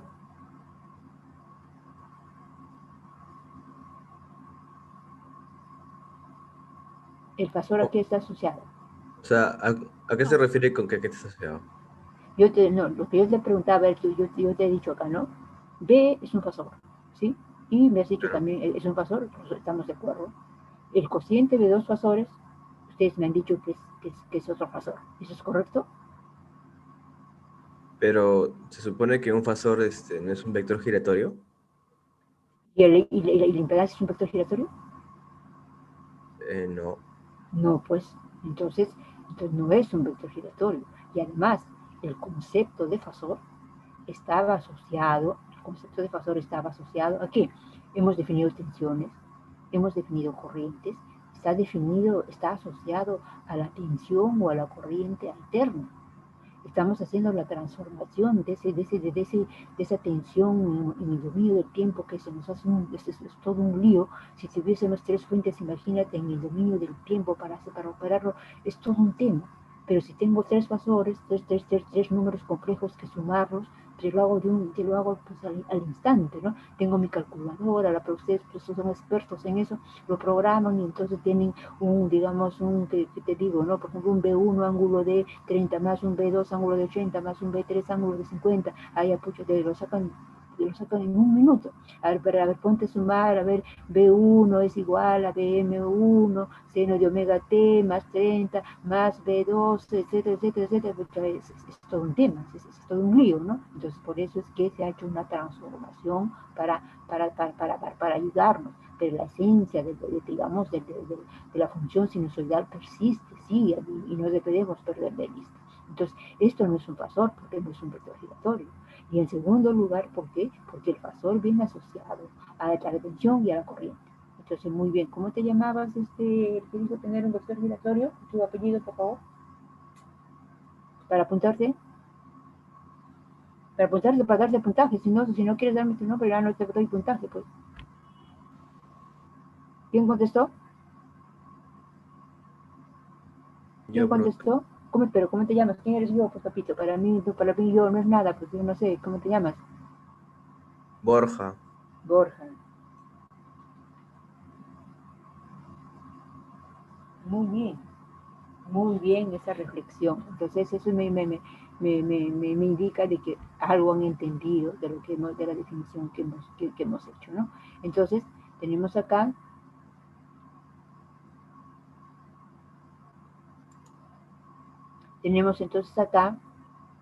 la forma de representarlo. Entonces esto es una reactancia inductiva, ángulo de 90, ¿no? J omega L, ¿no? Entonces, esto es para realizar también una transformación. Si yo te doy solamente el valor de L, tienes que meterle el omega. ¿Para qué? Para obtener la reactancia inductiva. Y bueno, pues como es puramente inductivo, es ángulo de 90. O sea, la reactancia inductiva es igual a ¿qué? A XL ángulo de 90. O sea, su ángulo es positivo. Y aquí lo estamos llamando, aquí ya le pusimos un nombre, le estamos llamando XL ángulo de 90. Ya está. Lo que XL que estaba aquí, ya le pusimos un nombre, que es una reactancia pura, ¿no es cierto? Pero la impedancia es R más menos un JX que está aquí. Eso es la impedancia en términos generales, ¿no? Y vamos a trabajar nosotros de esa forma. Este es un caso particular para poder, digamos, o sea, tener el criterio y saber cuándo es puramente resistivo, cuándo es puramente inductivo y cuándo es puramente capacitivo. Aquí venimos, ¿no? ¿No es cierto? B3 es igual a I, estamos aplicando estas transformaciones que hicimos acá en el dominio del tiempo, lo estamos aplicando acá con nuestro ratón. Hay poco. Ya, ¿no? Todas estas transformaciones que hemos hecho acá, estas transformaciones, ¿no? Que son producto de lo que vienen acá, y luego, bueno, y llegamos a esto de acá. Entonces, B sub 3 sobre I, ¿no? Es igual a 1 sobre J omega C, ¿no es cierto? Y entonces tenemos allí 1 sobre omega C, ¿no es cierto? Se va a llamar reactancia capacitiva. Se va a llamar reactancia capacitiva. Este J que está acá arriba sube como menos J y es igual a menos 90. Entonces, tenemos acá que esto de acá, ¿no? O sea, B3 que hemos llamado sobre I, esto es la reactancia capacitiva. ¿Y cómo se lo representa? Como XC ángulo de menos 90. ¿Cuál es el módulo de XC? 1 sobre omega C. ¿C en qué unidades tiene que estar? En farads. Aquí volviendo a esto de acá, XL aquí es igual a omega L. ¿L en qué unidades tiene que estar? En géneros. Entonces ya hacemos esta transformación. ¿Para qué? Porque ahorita este XL, el módulo, o sea, ¿en qué unidades está XL? ¿XL en qué unidades está? ¿Ohmios?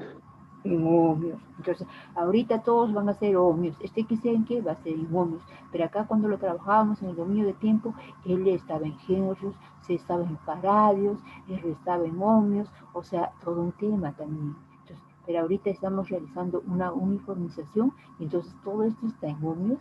Entonces está en ohmios, entonces ya tengo, digamos, mi circuito ya en unidades está compatibilizado.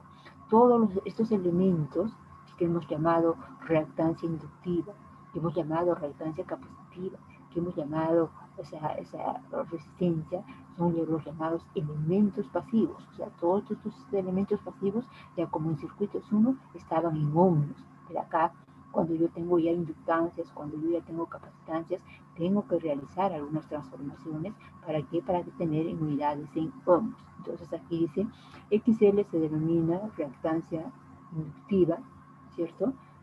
XC se denomina reactancia capacitiva, ¿no? Y ambas tienen por unidad los ohmios, correcto. Entonces, lo primero que tengo que hacer es que si en un circuito me presentan a mí, digamos, o sea, valores con L, o valores con C, y valores con de repente, digamos, o sea, con valores de tensión en dominio del tiempo, todo el circuito debe de ser pasado al dominio de la frecuencia. Entonces, en esas condiciones yo ya no tengo la posibilidad de equivocarme, porque en principio esas transformaciones van asociadas a la compatibilización de las unidades que yo debo de trabajar. Todos son ohmios, ya el otro va a ser, va a ser un fasor tensión en voltios, ¿no? Entonces ya he hecho yo la transformación respectiva de lo que está en el dominio del tiempo, lo del dominio de la frecuencia, y etcétera, etcétera, ¿no? Entonces ya tenemos acá que XL se le denomina reactancia inductiva, XC se le denomina reactancia capacitiva, ¿no? Y ahora todos estos ya están uniformizados y tienen la unidad de ohmios, ¿ya? Ahora vamos a buscar alguna otra cosita.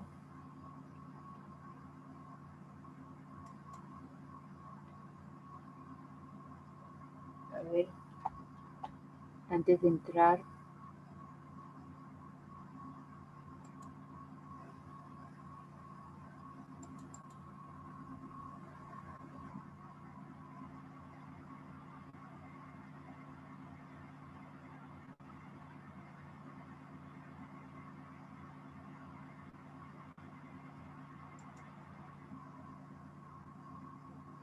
No se borra, ¿no?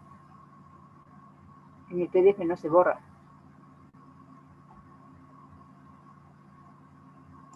Se quedó ahí. Bueno. Sí se puede borrar, profesor. Sí, es ¿Cómo lo arriba borro? a la derecha, con el zoom. Al borrador. Allá, borrador y quiero borrar esto. Allá.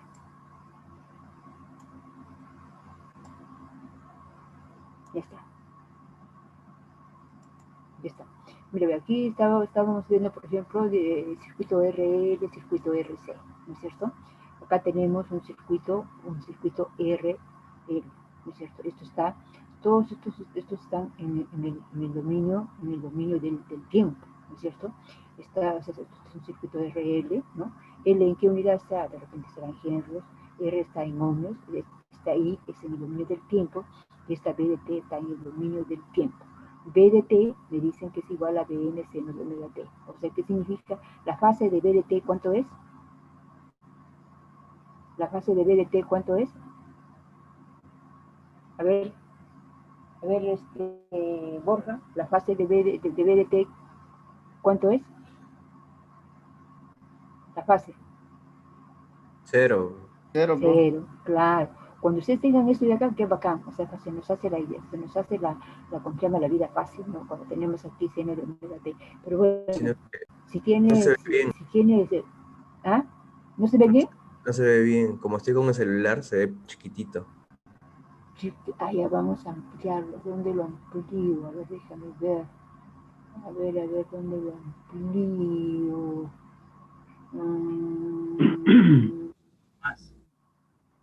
Hazle doble clic a tu pantalla, compañero. No le veo acá dónde lo puedo ampliar. Con el más. Yo le puedo hacer zoom, profesora, no se preocupe. Ya lo viste. Ya. Sí. Yo quiero verlo acá, el más, pero me está montando esto. A ver, déjame ver. El más está arriba, un poco a la izquierda. Es el primer botón. Es el menos y más. Está. Ya. Listo. Ya. Entonces aquí tenemos un circuito RL, ¿no? Su unidad, por lo que podemos ver ahí.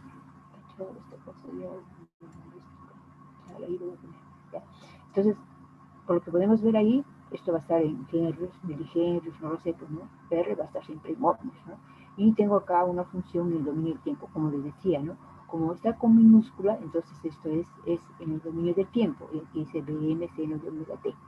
Entonces el valor eficaz es que m de raíz de 2 igual a e. Lo que me interesa a mí, para estos ya le hemos dicho, lo que me interesa a mí es el valor eficaz. Voy a trabajar acá el valor eficaz. Esto me interesa. Siempre voy a hacer esta transformación para trabajar compatiblemente con lo que he hecho desde la definición de fasor, ¿no? Ya ustedes ya lo hemos definido el fasor y lo definimos como el valor eficaz y el ángulo, etcétera, etcétera. ¿Bien? Entonces, decimos, llevamos el circuito al dominio de la frecuencia. Entonces, decimos, o sea, pues yo soy una persona muy cómoda, a mí me acomodo y digo, ¿para qué me voy a hacer problemas? Digo, y además aquí me están diciendo que Bm es seno de omega t. Entonces, ¿cuál es su base? 0. Qué bacán. Entonces digo, voy a armar mi circuito en el dominio de la frecuencia. Aquí entonces ya desapareció, aquí ya está el XL. Entonces aquí está la reactancia inductiva. Ya sé que esa reactancia inductiva, ¿a qué va a ser igual? A ver, Karen, porque los demás nombres no los puedo ver bien en la pantalla. Bueno, luego descubriré cómo los veo. A ver, Karen, ¿esta XL a qué va a ser igual? Karen, ¿está? Omega L. Omega L. Si no nos omega es igual a 2pi F. Si no nos dicen nada, nosotros, digamos, la frecuencia estándar a la de generación de tensión en el Perú, ¿cuánto es? La frecuencia de generación en el Perú, la frecuencia estándar, ¿cuánto es?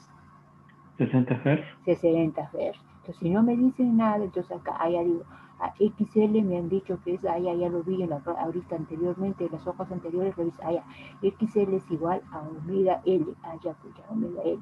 Entonces, omega L es igual, omega, ¿qué es igual? 2pi F, 2pi, pi conocido, F frecuencia. Como estoy en el Perú, 60 Hz. Si quisieran decirme lo contrario, me pueden decir a usted, la frecuencia es de 50 Hz. Entonces usted utilizará 50 Hz. Pero si no le dicen nada, usted asuma y dice que es 60.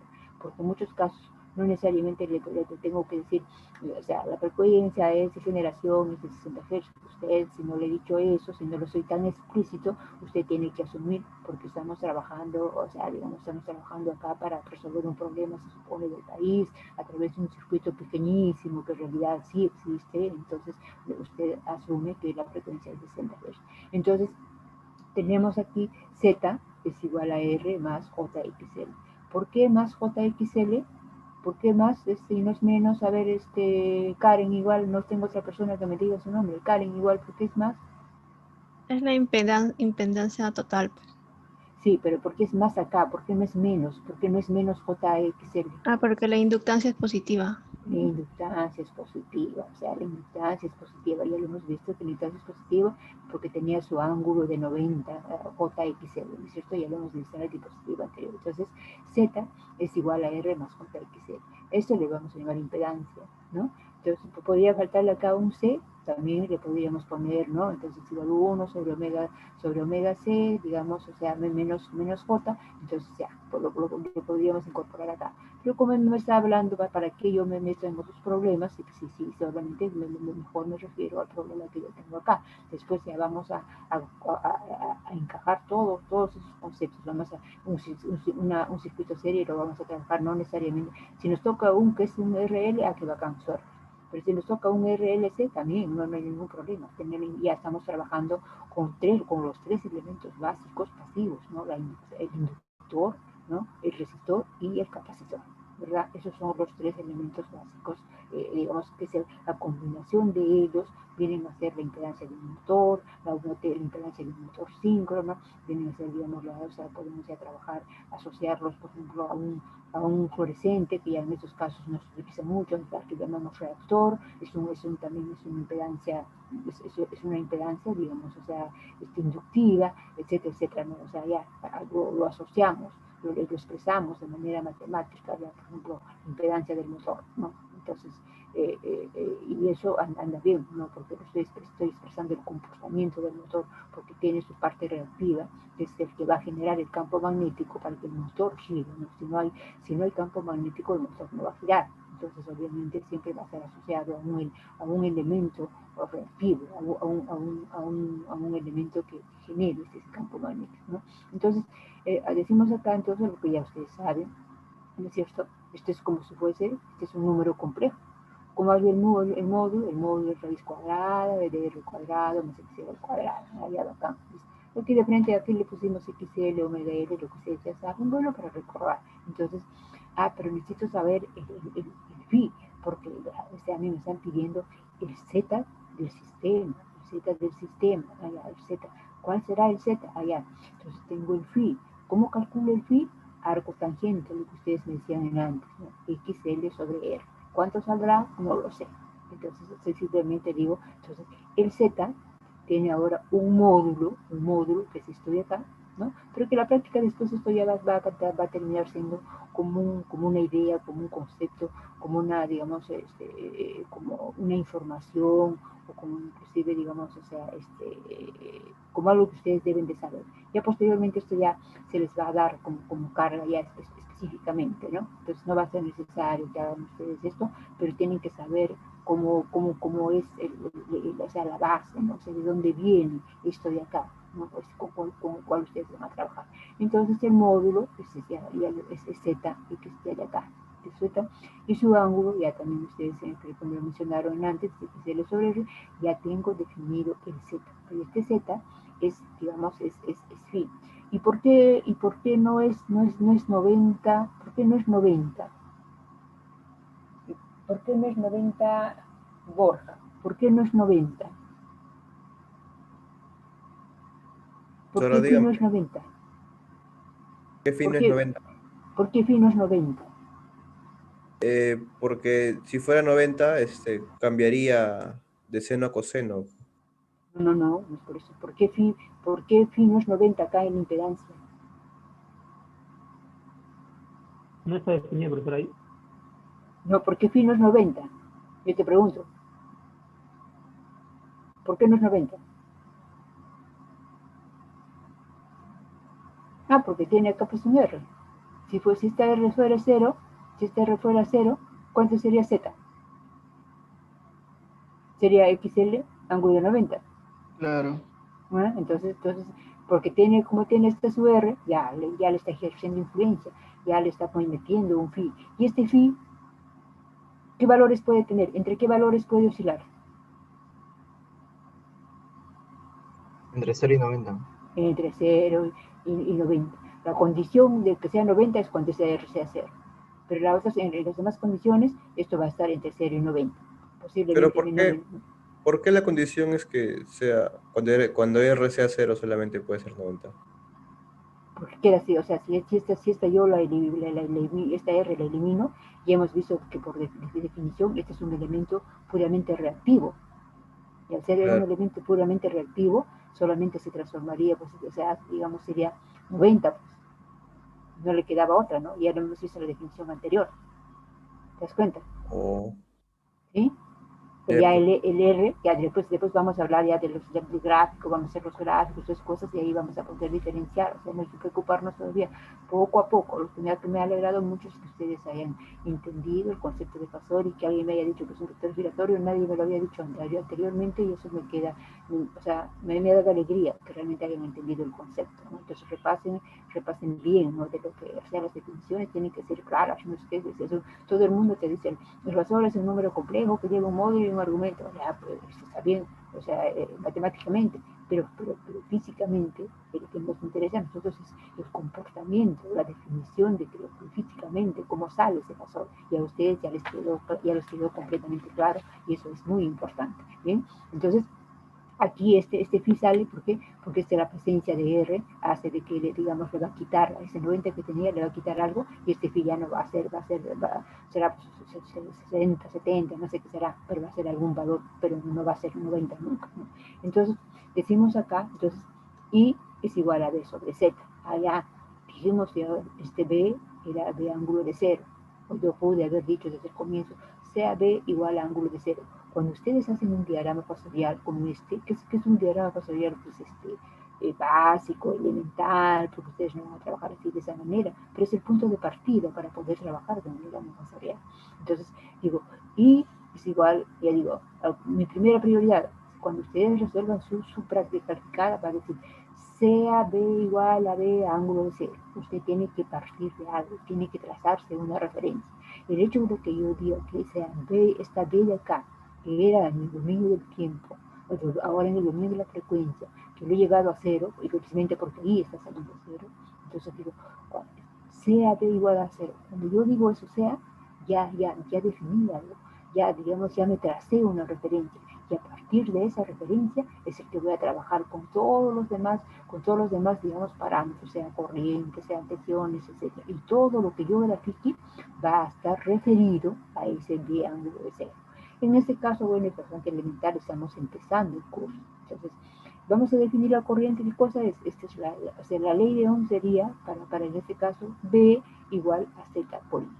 Entonces, me interesa definir I. Entonces, I aquí es igual B ángulo de cero entre Z ángulo de phi. Entonces, ¿qué me da eso? B sobre Z siempre, B sobre Z es el módulo.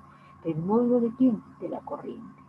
Este phi sube arriba y es menos phi. Entonces, ¿qué es lo que pasa acá?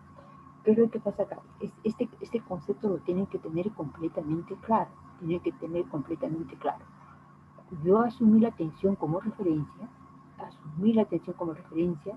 porque lo quise así y porque, digamos, en cierto modo me estaban induciendo a que lo hiciese de esa manera, ¿verdad? Entonces, tomo mi referencia y ahora, ¿qué es lo que tengo que graficar? Tengo que graficar la corriente. Pero aquí la corriente, ya por definición, me está saliendo menos phi. Entonces, la corriente está atrasando a la tensión. La corriente del sistema está atrasando a la tensión del generador un ángulo de menos phi. Entonces, esto de acá es la corriente y es igual I ángulo de menos phi. Entonces, ¿qué cosa nos queda claro acá? En primer lugar, esta impedancia, cuando se trata de una carga inductiva, porque esta es una carga inductiva, la impedancia va a tener un ángulo phi positivo. Todavía no, después ya le vamos a asociar con la potencia y ustedes se van a dar cuenta lo importante que es este ángulo phi. Luego, ¿qué cosa más va a hacer? Va a ser el ángulo de desfasaje, entre la tensión y la corriente. La corriente de acá. Entonces, ¿a qué conclusión podemos llegar? En un circuito, este es un circuito inductivo, la corriente atrasa a la tensión, el ángulo de la impedancia. La corriente atrasa a la tensión el ángulo de la impedancia. Este phi es de la impedancia total. No es el ángulo de R, no es el ángulo de XL, es el del total. Entonces, ese concepto se les debe de quedar claro. Si yo le digo se tiene una carga inductiva, entonces lo que usted tiene que pensar primero es que la corriente está atrasando a la tensión el ángulo de ¿quién? De la impedancia. Porque normalmente la impedancia se les puede dar como dato, y esto sí tiene que tenerlo completamente claro. O sea, se dice entonces, esta es una carga en atraso. Entonces yo les puedo mencionar en un problema. Se tiene una carga de 800 vatios, digamos, en atraso. Entonces usted tiene que pensar que esto de acá es una carga inductiva. Entonces el atraso significa que es una carga inductiva. También podría usted decir de repente, ¿no? Si esto yo lo giro, esta I lo subo para acá, entonces B estaría más o menos, B estaría en esta línea, ¿no? B estaría en esta línea. Entonces, también usted podría decir que en una carga inductiva, la tensión adelanta su corriente el ángulo de la impedancia. Este es el ángulo de la impedancia. Pero normalmente no se usa eso. Ya hemos dicho que todas las cargas están en paralelo. Al estar todas las cargas en paralelo, nuestra referencia siempre va a ser posible de que sea B. Y por lo tanto, este es el diagrama fasorial con el cual ustedes tienen que trabajar. Esta es la forma como tienen que expresar. la corriente atrasa a la tensión el ángulo de la impedancia. El ángulo de la impedancia phi, la corriente atrasa al ángulo de la tensión, el ángulo de la tensión es 0, el ángulo de la impedancia atrasa. El signo atraso está asociado a este signo menos, ¿correcto? ¿Les queda claro, jóvenes? Sí, profesor. ¿Ya? Entonces, eso no olviden, eso siempre lo van a tener que hacer así. Ya. Ahora, por ejemplo, aquí en un circuito RC, ¿sí? Igualito hacemos, ¿no? Entonces, tenemos acá un RC en el dominio, acá el dominio del tiempo, lo llevamos al dominio de la frecuencia, ya tenemos acá nuestra B ángulo de 0, y hemos aprendido, bueno, la R no le pasa nada, siempre R queda siendo R, aquí es, ya sabemos que es menos JXC, o XC ángulo de menos 90, ¿no es cierto? Entonces, estamos repasando, estamos diciendo que esto era el módulo de XC, ¿no? En la diapositiva anterior, ¿no? Esa era la que estaba así digitada, o sea, en el PDF digitado, decíamos que el módulo de XC era igual a 1 sobre omega C. Estamos recordando, ¿no? Entonces, aquí es igual el Z, es igual a R cuadrado más XC al cuadrado, porque este es módulo, ¿no es cierto? Este es solamente el módulo. Y el phi es igual a un arco tangente XC sobre R. Entonces, el Z, ¿qué cosa resulta ser el Z? El Z es igual, el módulo de Z, ¿no? Módulo Z, entonces usted tiene que hacer acá B sobre I, entonces aquí tenemos el Z es igual a Z a ángulo de menos phi. Pero ¿de dónde sale eso? Acá también mantenemos ese mismo concepto de comienzo, decimos que sea B ángulo de 0, allá, B a B ángulo de 0. Y el Z, ¿cómo me va a salir? Z es igual a Z ángulo de menos phi. Entonces Z es igual a, digamos, módulo de Z, ¿no? Ángulo de menos phi. Entonces, como yo sé que ya el Z ya lo he podido conocer de acá por los elementos que me han dado aquí, ¿no? Por lo que esto se supone que es conocido, ¿no? O sea, es desconocido, digamos, es conocido, porque no puede ser desconocido, si no, no podría resolver el problema, o en todo caso me estarían dando otros parámetros, otras variables, o de repente me dirían la caída de tensión en la reactancia, es tanto, ya con eso, si tengo la caída de tensión, ya de pronto tengo la corriente, lo puedo calcular el valor de XC. O sea, eso es relativo, ¿no? Pero nosotros estamos hablando de la parte, o sea, de la generalización, de lo que es normal, ¿no? Pero pueden haber muchas variaciones para poder hallar tensiones, corrientes, etcétera, etcétera. Pueden dar de repente la potencia que se está disipando acá, ya tengo una fórmula con que hacer eso, y allí lo puedo calcular, etcétera, ¿no? Pero entonces ya conocemos la impedancia, todos estamos de acuerdo, que la impedancia es Z ángulo de menos phi, ¿no es cierto? Y vamos a calcular la corriente. La corriente entonces, ya, B ángulo de 0 entre Z ángulo de menos phi, ángulo de menos phi. Entonces, como este elemento es, o sea, digamos, una reactancia capacitiva, la reactancia capacitiva va asociado como elemento con un ángulo negativo. Acá es menos JXC. El R hace que, digamos, que eso sea disminuya, ¿no? Entonces, tenemos acá, por ejemplo, I es igual a B sobre Z. No estamos diciendo nada, estamos aplicando la definición de la ley de Ohm. De ángulo de 0 lo mantengo sobre Z ángulo de menos phi. Y la corriente I es igual a I ángulo de phi. Entonces, ¿cuáles son las conclusiones que sacamos acá? En un circuito RC, ¿no? Tenemos que empezar así por partes trabajando para luego llegar a la generalidad. En un circuito RC, ¿qué pasa? La impedancia tiene un ángulo negativo. Entonces la impedancia tiene un ángulo negativo. ¿Y qué podemos decir respecto a la tensión? La tensión siempre ha sido tomado como referencia. La tensión es tomado como referencia, entonces B ángulo de 0. Entonces, ¿y ángulo de phi qué significa? Entonces, que este ángulo de acá es positivo. Entonces, es positivo, ¿no es cierto? Entre el sentido antihorario los ángulos son positivos. Entonces, grafico I. Y luego está desfasada respecto de la tensión el ángulo phi, porque estoy trabajando respecto de esta tensión que está aquí. Entonces, aquí, ¿qué es lo que tengo que decir? En un circuito, ¿no? En un circuito RC,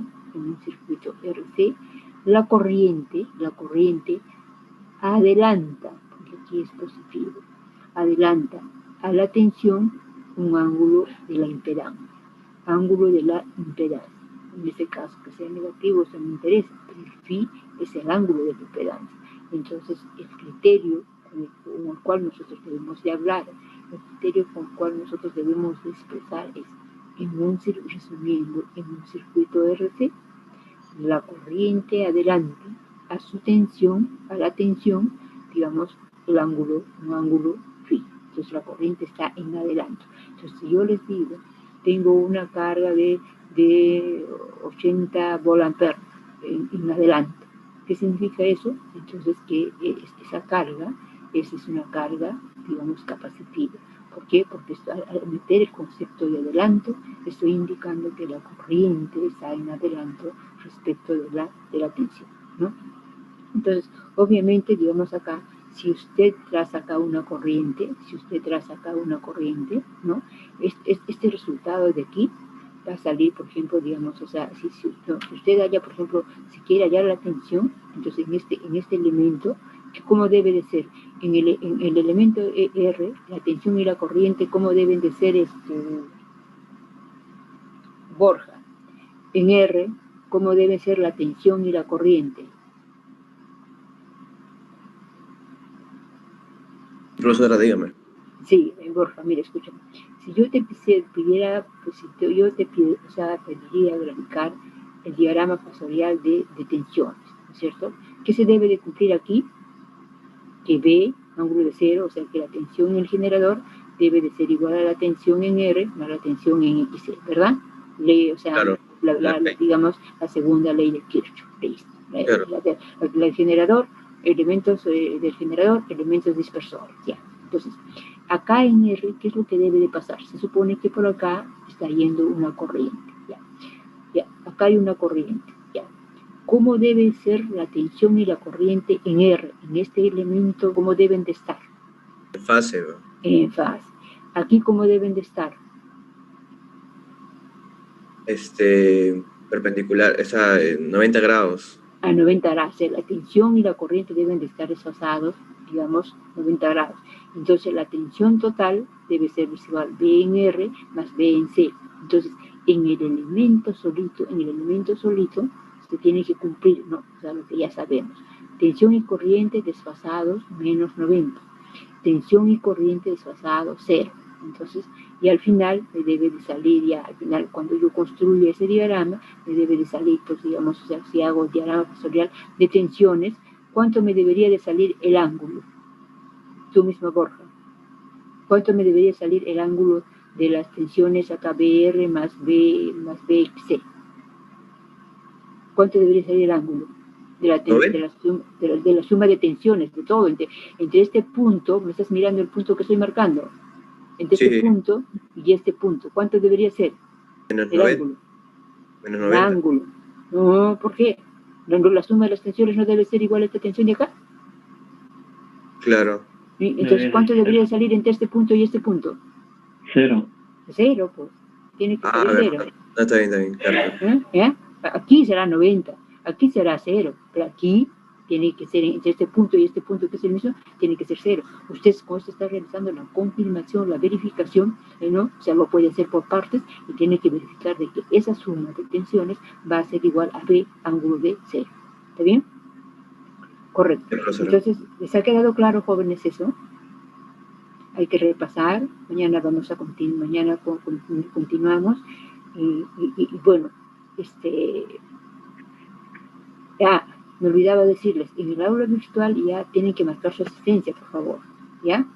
Todas las semanas, todas las clases, tienen que marcar ahí su asistencia, ¿ya? Porque es obligatorio, porque nosotros, digamos, o sea, contamos con 2 herramientas.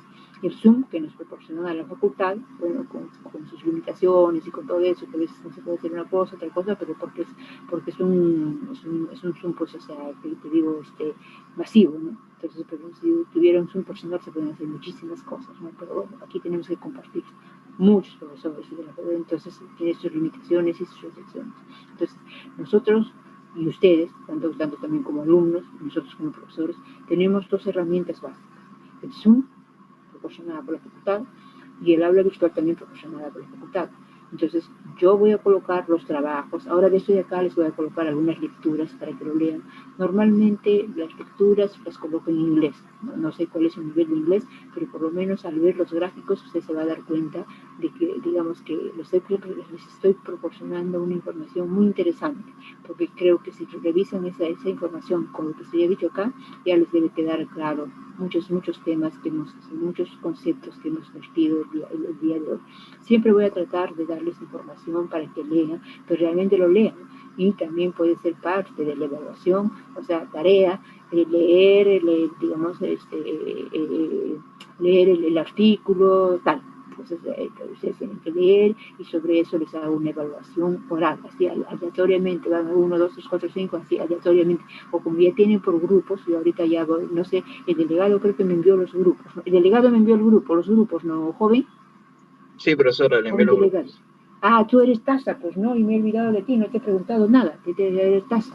Entonces, Sí, no, ahí tú también te quedas callado, tienes que decir, profesora, yo soy el delegado, tienes que decir, tienes que hablar. Entonces, ya Taza, ya te conozco, entonces ya voy a tener la relación de los nombres, y entonces, con esos nombres, ya les voy a preguntar, a ver qué sobre las lecturas que les he dejado. No les voy a dejar muchas, unas a manera de información y una sí les puedo decir, esa lectura la tienen que hacer obligadamente. Entonces, ya, en la siguiente clase les pregunto así, ¿no? Uno por grupo, a ver, aleatoriamente, a ver qué cosa entendió o qué preguntas pueden salirme de esa diapositiva, de ese archivo, de ese artículo que yo les he dejado para que puedan leer, ¿ya? Entonces, tenemos que trabajar iterativamente. Entonces, usted siempre tiene que estar mirando en el aula virtual, ¿no? En el aula virtual, qué cosa he colocado, qué cosa he puesto. Obviamente, me voy a comunicar con el delegado para decirle, mire, he colocado otra cosa en el aula virtual, por favor hagan esto, hagan aquello, y él ya a ustedes les expande, digamos,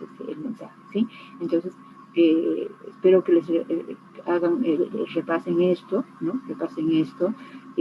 Libros hay un montón, ¿no? Libros hay un montón, hay el Sabico, que es lo que más se usa, que prácticamente se ha transformado en un texto, pero digamos, luego digamos ahí ¿cómo se llama?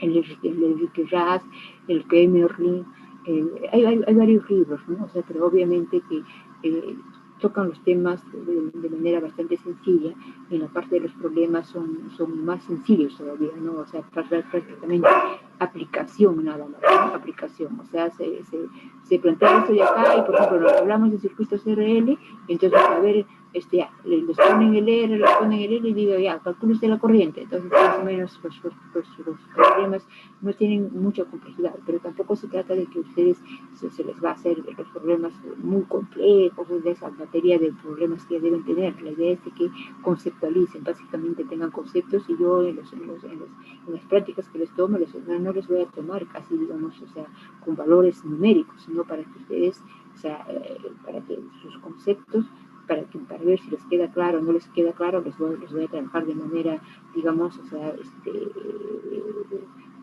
no con valores, sino con expresiones literales. No le voy a poner, por ejemplo, a R5, a XL8, les voy a poner así, de esta manera. Entonces, bajo esos conceptos, bajo esos criterios, usted cómo hace el enfoque, cómo hace el análisis para resolver el problema, ¿no? Y vamos a tratar de trabajar de esa manera, porque al final eso es lo que finalmente interesa, porque después hacer operaciones más, operaciones menos, ustedes lo tienen en la calculadora, lo tienen en la computadora, si saben MATLAB, lo pueden resolver con MATLAB, lo pueden resolver, o sea, de cualquier manera, ¿no? Pero ya, digamos, resolver un concepto, plasmarlo a través de un diagrama factorial, ya es una cosa un poquito más de claridad en los conceptos que se les ha vertido y que ustedes también han estudiado. Pues más o menos de esa manera nos vamos a manejar cuando yo les ponga los problemas en la práctica. No esperen que es puramente operativo, que se trata, no, van a ver de concepto, van a ver de preguntas simples, y van a ver obviamente también problemas por resolver, digamos, con la calculadora, pero tratando de hacer tratando de personalizar cada problema para que la idea del decopio sea no tan alto, ¿no? Porque la idea de con esta forma de modalidad a veces las formas de controlarlos son un poco complicadas, ¿no? O sea, no tendría que tener ustedes una cámara en su casa que yo pueda ver, y etcétera. Se hace difícil, pero vamos a tratar de que los riesgos de que ustedes puedan copiar sean mínimos, y eso es a través de que, bueno, les hagamos problemas casi personalizados, o les hagamos problemas en función, digamos, o sea, no con valores numéricos, sino con valores genéricos, ¿no? Con valores genéricos. Bien, jóvenes, estamos 11:59, entonces continuamos mañana, ¿ya? Bueno, entonces cualquier duda, cualquier pregunta, ¿no? La tienen que decir en el mismo momento, ¿no? Yo dispuesta a acostar lo que les estoy diciendo y a responder las preguntas. Aprendan a preguntar, ya, aprendan a preguntar, o sea, alguna duda que les quede, ¿sí? Entonces eso estaríamos mañana, o sea, nos estaríamos viendo mañana jueves, ¿sí? Profesora, disculpe, Sí. ¿cómo se llamaba el libro que usted estaba al principio usando? ¿El sádico? ¿Es sádico? Sí. Eso hemos usado en uno también, ¿no? ¿O no? ¿Quién ha usado en uno? Sádico también. Sí, ahí también Profesora, hay. ¿y el DORF? Es bueno. Las versiones últimas son muy buenas, doctor.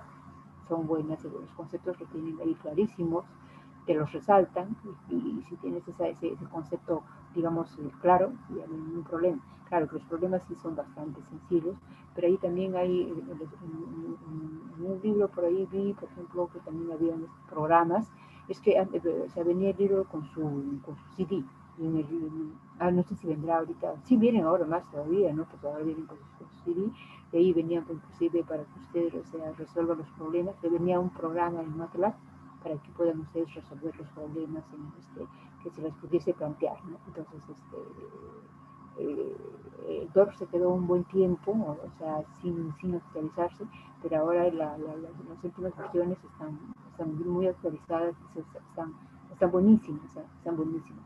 Está buenísimo el DORF. Profesora, disculpe que le interrumpa. Sí.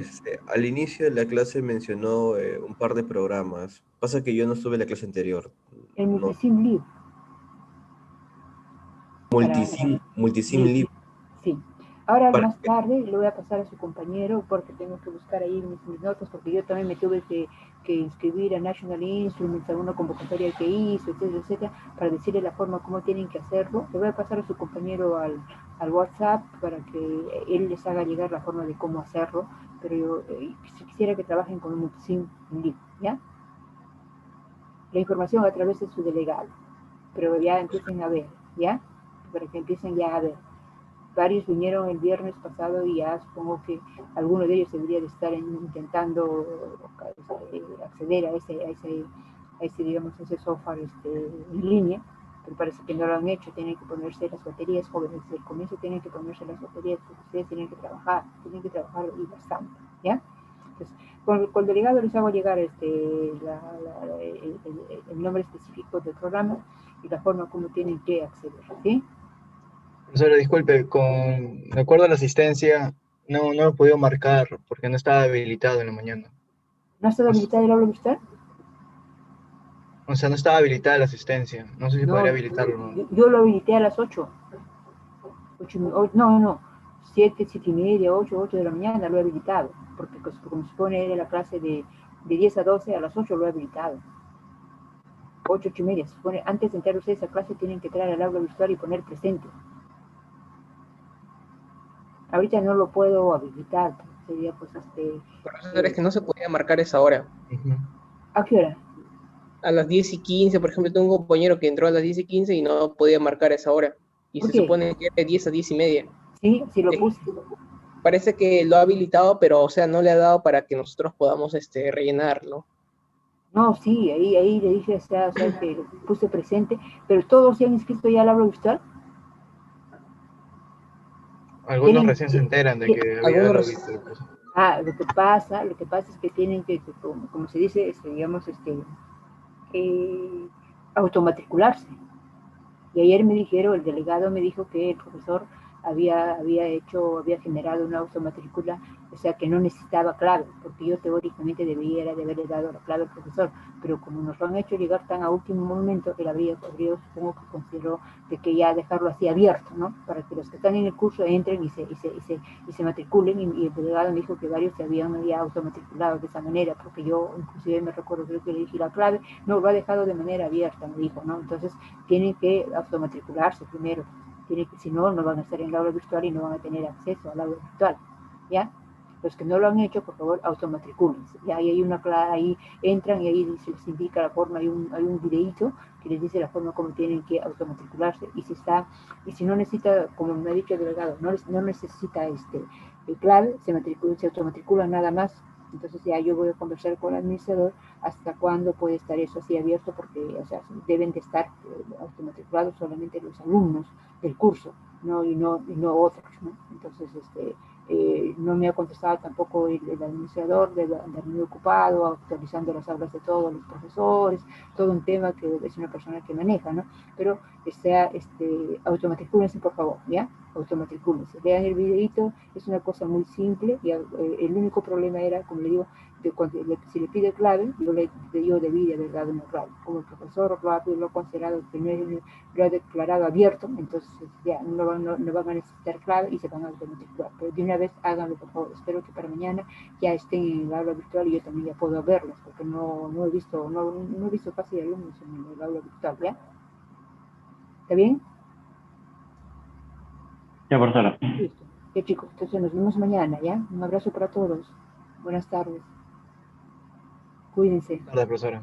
Cuídense. Hasta mañana, profesora. Cuídense, ya para mañana Hola, repasen lo profesora. que hemos Hasta visto. mañana, Chao. profesora. Chao.